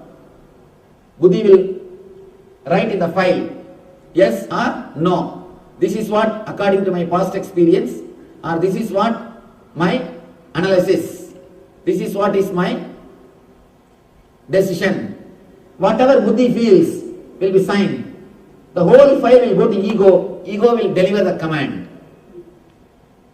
Ego will say, if buddhi says yes, if buddhi says, I enjoyed yesterday, it was such a wonderful experience, then ego says, sit here, continue to listen. Listen intensely. Ego will give a command. If buddhi says, no, yesterday itself I wasted my time, it was boring, and this is not for me. If buddhi says, this is not for me, immediately the ego gives the command, come, let's move. There is so much of work to be done in the house. The moment ego gives the command, automatically your whole being starts executing it. This is the way you receive information, you process it, and you respond. The information comes, the processing happens, and the response is given. This is the way our senses work. Now, Krishna says an important point, an important thing. Let me now explain. Tada manapamanayo. For one who has conquered the mind, the super soul, Paramatma, is already reached. The eternal bliss is already achieved. For he has attained tranquility. To such a man, happiness is distress. Happiness and distress, heat and cold, honor and dishonor, all are same. Throughout this chapter, Krishna emphasizes on this one idea, senses. How can happiness and unhappiness, how can honor and dishonor, how can heat and cold be same for us, same for a man? How is it possible? First thing, when these senses do this process, you decide yes or no only based on your past experience. Only based on your past experience. The experiences with which you have grown are the words with which you have conditioned your chitta and manas. How your mind and memory has been conditioned. Only based on that your buddhi decides. Please be very clear. Something is so tasty for you, for your neighbor, that will be poison. Why to go for neighbor? Your wife. You may like something, but the other person may not like that. A small story. There are 3 ways to do anything. First, hire somebody, you can do it. Or do it by yourself. If you can't, just tell your wife not to do that. There are 3 ways you can do the work. When you don't want something to be done, just tell her to do. When you want something not to be done, you know the technique. Whenever your mind is caught in dualities, the dvandva, again and again and again, you fall back to your dilemma, to your suffering, to your nature, to your instinct level. Here, Krishna says, the person who has achieved the bliss is not affected by heat or cold. How to reach that state? Throughout this chapter, he is speaking only about senses. How to conquer the senses, how to go beyond the senses. First thing we need to understand, when I say the word conquering the senses, I don't mean controlling the senses or destroying the senses. If you try controlling the senses or destroying the senses, you will only struggle more and more and suffer more and more. Ramana Maharshi says beautifully, instead of killing the person, if you try to destroy the chair, destroying the chair will not work. Killing the person only will work. Here, your senses are just chair. Your ego is the person who is sitting there. If you try to control your senses, that is not going to work. If you try to control your body, that is not going to work. Krishna says beautifully, for one who has conquered the mind, for him, when he says the word mind, he means the whole ego, the whole setup, where the decision making is happening. Mind, buddhi and ego. This is the spot where the decision making is happening. When you just try to conquer the senses, again and again and again you will be a failure. You will be a worst failure. And one more thing, if you have failed 2-3 times, you will lose the confidence. If you fail fighting with your senses, automatically you will lose the confidence. You will start thinking, it is never possible. I can never achieve it. You need intelligence to progress in this path.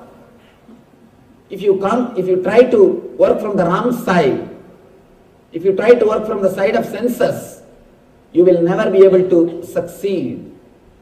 It's like if you try to create more pressure on the cooker, you will not be able to succeed. First you need to remove the fire. You need to remove the fire. You need to stop the energy supply. Here,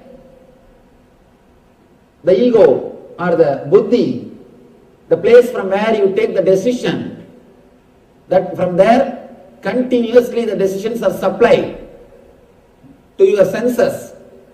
All you need to do is to work on the level of mind, not in the level of senses. If you try to work in the level of senses, you will create only more and more perverted desires. For example, man who tries to control is eating. The man who tries to fast, you will see in the dream you will be feasting. If you just fast for 4 days, that's enough. The 5th day in the dream you will be feasting, because your body has got its own balance. Your body has its own intelligence. If you avoid something, it has to supply and it has to rejuvenate itself. If you are hungry, you can't sleep. If you have to continue to be in that state of sleep, your body should believe, you should be made to believe you are not hungry. So your unconscious energy creates the dream as if you are feasting, you are eating. Whatever you deprive, your unconscious will satisfy itself in the dream state. Because in the dream state there is no police, there is no state, there is nobody to control you. You just project your world and enjoy it. You just do whatever you want. An important thing, if you are suppressing anything, be very clear, in the dream automatically it will express. Dream is nothing but your suppressions. Dream is nothing but the expression of your suppressed desire and fear. Your fear or desire, when you suppress it, it expresses in dream. One important thing, it expresses in a very perverted way. In a very perverted way. With the senses, you will never become tired. If you enjoy through dream, if you were frightened through dream, your whole being will suffer. You can see, if you had a nightmare, even after waking up, for hours, you will be in that same mood. You will be in that same mood. Your whole being will be shaken. Now, they are coming up with a new concept called fear stroke. Just like paralysis stroke, fear stroke. We do get fear strokes in dreams. We do get fear strokes in dreams. If you are suffering in the dream level, be very clear, there is something seriously wrong in the mind and buddhi level. You are trying to control the senses instead of controlling the mind. Instead of removing the fire, you are trying to create pressure. All we need to do is to work on the mind, to remove the fire, to stop the supply of fuel, to stop the supply of energy. Krishna says, for the one who has conquered the mind, for the one whose mind has started doing the right processing, if your mind and chitta is filled with past memories, you cannot take right decision. Please be very clear, don't think mind takes the decision only in a very logical way. Sometimes your buddhi takes decisions in a very funny way. For example, I was explaining how you take the decision whether to sit here or not. Sometimes your buddhi doesn't even think that much. If you had any problem with any other Swami or with any other person who was wearing this cloth, suddenly that memory will be awakened and your buddhi is not even ready to sit and listen. Your buddhi is not even ready to give a chance. Your buddhi is not even ready to think. Immediately it gives the order. Your ego gives the order. That's what I call prejudice. By changing the servants, you cannot change the leader. But by changing the leader, you can change servants.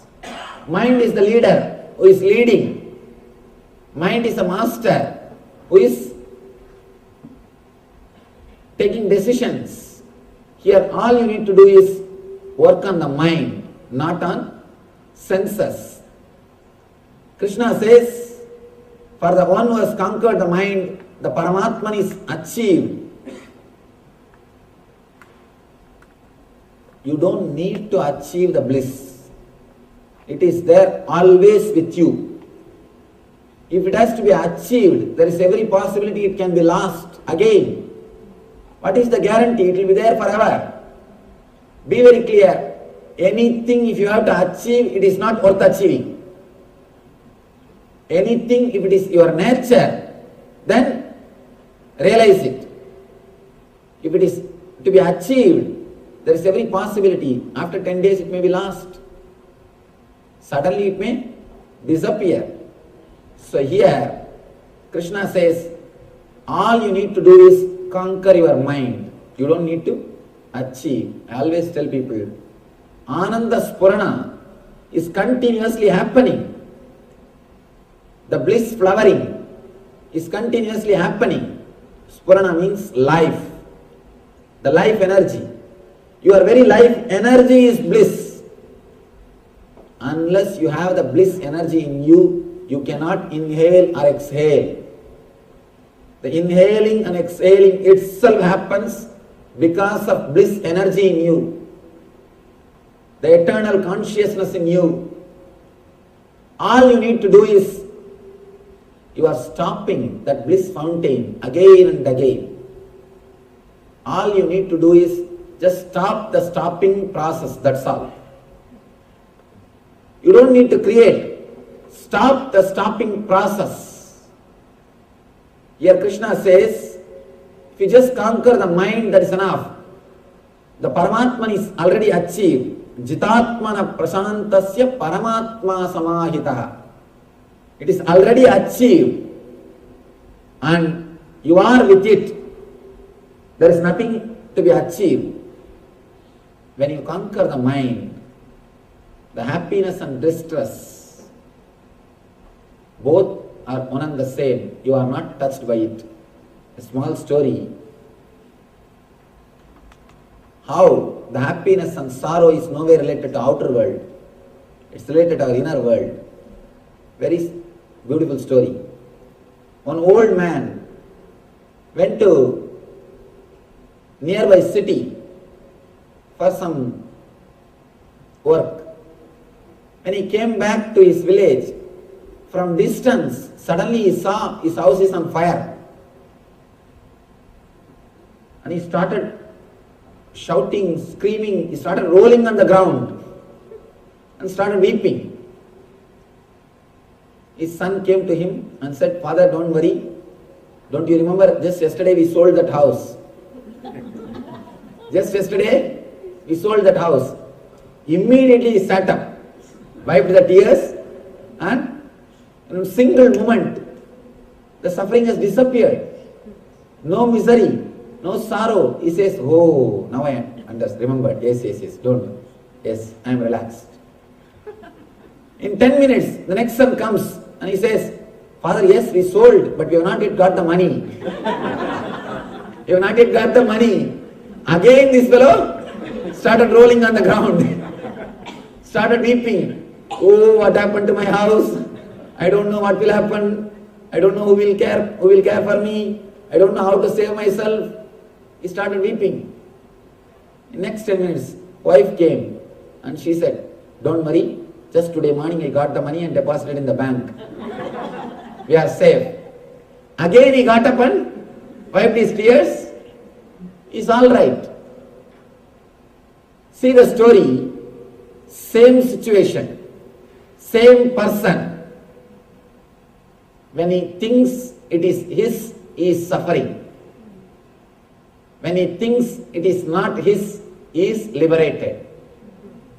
Same situation, same person. What gives you suffering? just one single thing, thinking that it is yours. Thinking that it is yours.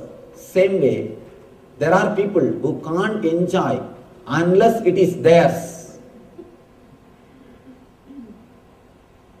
One day I was going for a walk in the beach road. I was going for a walk. One person was walking with me. He's known to us. Suddenly he started telling, Swamiji, I think we should have a cottage here and it will be very nice. We can come out and sit in the evening and enjoy the breeze. I told, are we not enjoying now? Why do you need cottage here? Just look, just see this whole thing, enjoy. But the mind never enjoys unless you are sure that it is yours. Unless you possess that, you don't enjoy. Be very clear, the man who possesses and enjoys will never enjoy. By the time you possess the cottage, by the time you own the cottage, you will start worrying. I think I should have this furniture. I should have that type of arrangement. I should do this. I should do that. Or already you have started thinking about the other cottage in some other place. The mind, sometimes, unless you are sure it is yours, it will not allow you to enjoy. Sometimes, when you know it is yours, it creates suffering. Suffering or enjoyment is created only by that one place, only one link, that mind. If that link is disconnected, the whole process will happen beautifully. The only difference between you and an enlightened man is that one link missing. Don't think enlightened man means he will have two big arms. Nothing. There is no difference between you and an enlightened man. The only one difference, one link, that mind link is missing, which continuously decides what is there for me, what way I am connected, what way I am affected. And I, that link is missing. If you can cross that link, if you can cut that link, if you can cross the I, you will become Christ. If you can cross the I, you will become Christ. Nothing else. All you need to do is just remove that one link. Don't try from senses. You will destroy it. We always complain about senses. Again and again, we say senses are spoiling us. No, you are spoiling them. Be very clear. Don't put the responsibility on senses. You are spoiling them. You destroy them. You abuse them. We abuse our senses. Look into our life. Night till 2 o'clock sitting and watching the baseball, television. Your eyes will be begging, please give me a little rest. Please give me little rest. When some advertisement comes, automatically your eyes will close. It wants to sleep. But because you want to enjoy, you abuse your eyes. Same way the gongura chutney. So hot. Tongue will be burning. Eyes will be pouring. The whole system will be burning. But not even with a fingertip, with a hand. And now just the word is enough. I can... how many mouths are feeling the taste? We abuse our senses. We disrespect our senses. Please be clear. Senses are not destroying us. Senses are not disturbing us. It is we who are disturbing the senses. It is we who are abusing the senses. It is this link, what is there for me, this link, the I, that is where the whole trouble starts. That is where you abuse your senses. All you need to do is not to control the senses, but to control the mind. Make it understand what is really happening inside your system. One more very simple thing, to tell you honestly, heart and taste both are one and the same. Today, just try to do this simple experiment, very small experiment. Stretch your tongue and concentrate on the tongue. When you go back to your house, try to do it. Just concentrate on the tongue. Visualize as if you are walking on your tongue. Your tongue is a highway and you are walking on that road. Just concentrate on it. Then take a chili and sugar candy. Take a chili and sugar candy. Touch it from two corners. Put chili in one corner, sugar candy in another one corner. And deeply witness what is happening.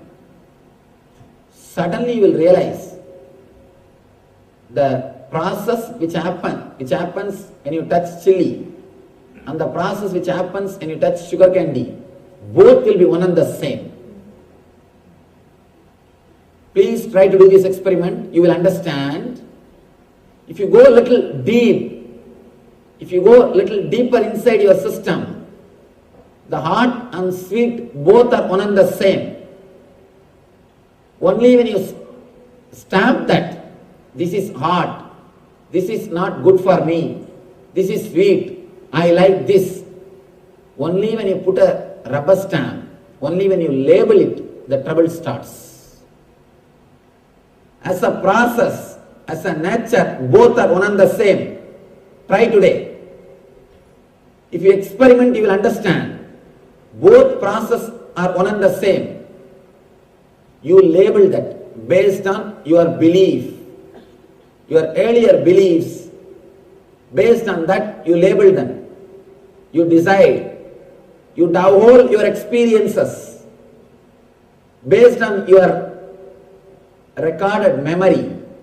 Suddenly you decide, this is not good for me. Then you start thinking it is not good for you. And you really start feeling it is not good for you. One more thing we need to understand. Your thoughts are creating your senses. Your mind creates your senses. Don't think you are living with what you have. You create what you want to have. You are not living with what you have. You are creating what you want to have. Your thoughts are so powerful. Your mind is so powerful. It can change the whole body. It can just change the whole body. For example, one thought just now, try to think a person who creates disturbance in you or your enemy. Person who took money from you, not giving back. A person who gave you money and asking it back. Just remember that person. Immediately you can see the change happening inside your system. The whole chemistry is changing. Blood is boiling. BP is raising. Heartbeat is raising. Pulse rate is increasing. Just one thought, your whole system is changing. A single thought can change the whole chemistry. Or one thought which creates lust. One board or one hoarding is enough. Immediately your whole body chemistry changes. Your whole body is now ready. Please be very clear. Single thought can change the chemistry of your body. Your body is again and again created by your thoughts. It is your thoughts which creates the body. That is why In India, there's a great science called Samudrika Lakshana. Seeing the body, seeing your face, seeing your way of standing, sitting and walking, they will tell the quality of you. They will tell everything about your mind. Because the rishis know the secret. The mind creates the body. It is your mind which creates the body. Body is the outer expression of mind. Body is nothing but outer expression of mind. Mind is nothing but inner experience of body. So if your mind changes, your whole body can be changed. Your whole system can be changed. Your whole senses will be changed. A man whose mind is controlled, whose mind is clearly reprogrammed according to the spiritual ideas. If you reprogram your mind, as on now, it is programmed for misery, towards dukkha. It is looking outward. If you can reprogram them to look in, towards bliss, your whole senses can be changed. Your whole senses can be changed. Please be very clear. All we need to do is just reprogram your mind to look in. That is the gist of the whole thing.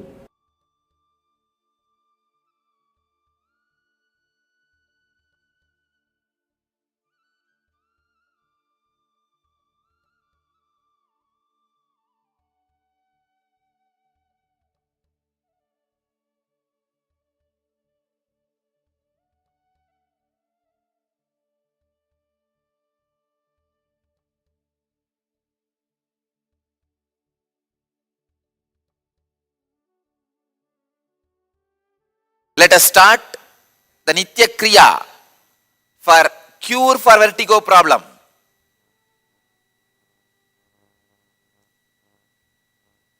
First, Koraka Jali Asanam. Koraka Jali Asanam. Please understand. The father of Hatha Yoga, Goraknatha, in his name this asana is said. Yes. Usually he always sits only in this posture.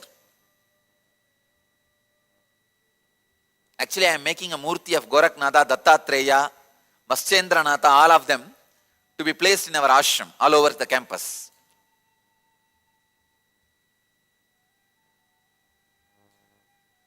This is the posture.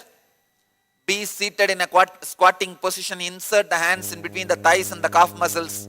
Interlock the fingers. Rest the palm on the navel. Fix the gaze at the tip of the nose for 30 seconds.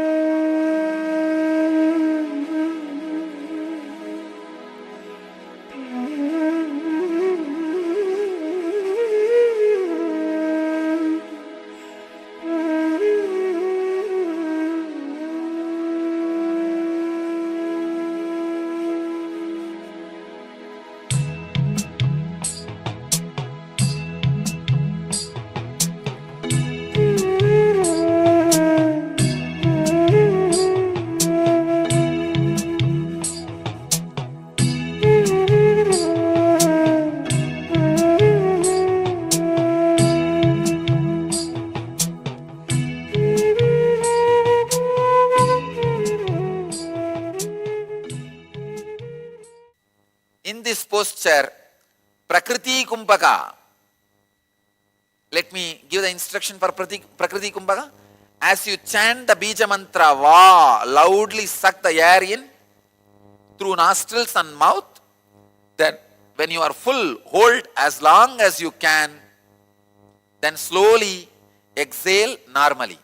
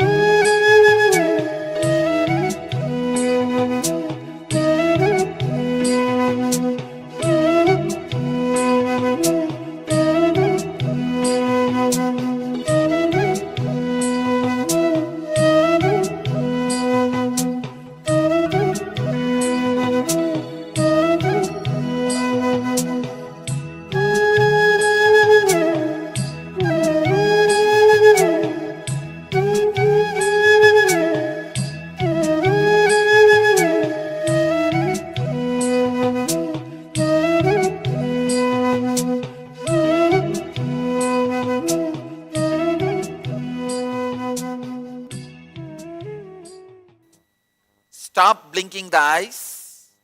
Concentrate on your nose as strongly as you can, tip of the nose for 2 minutes.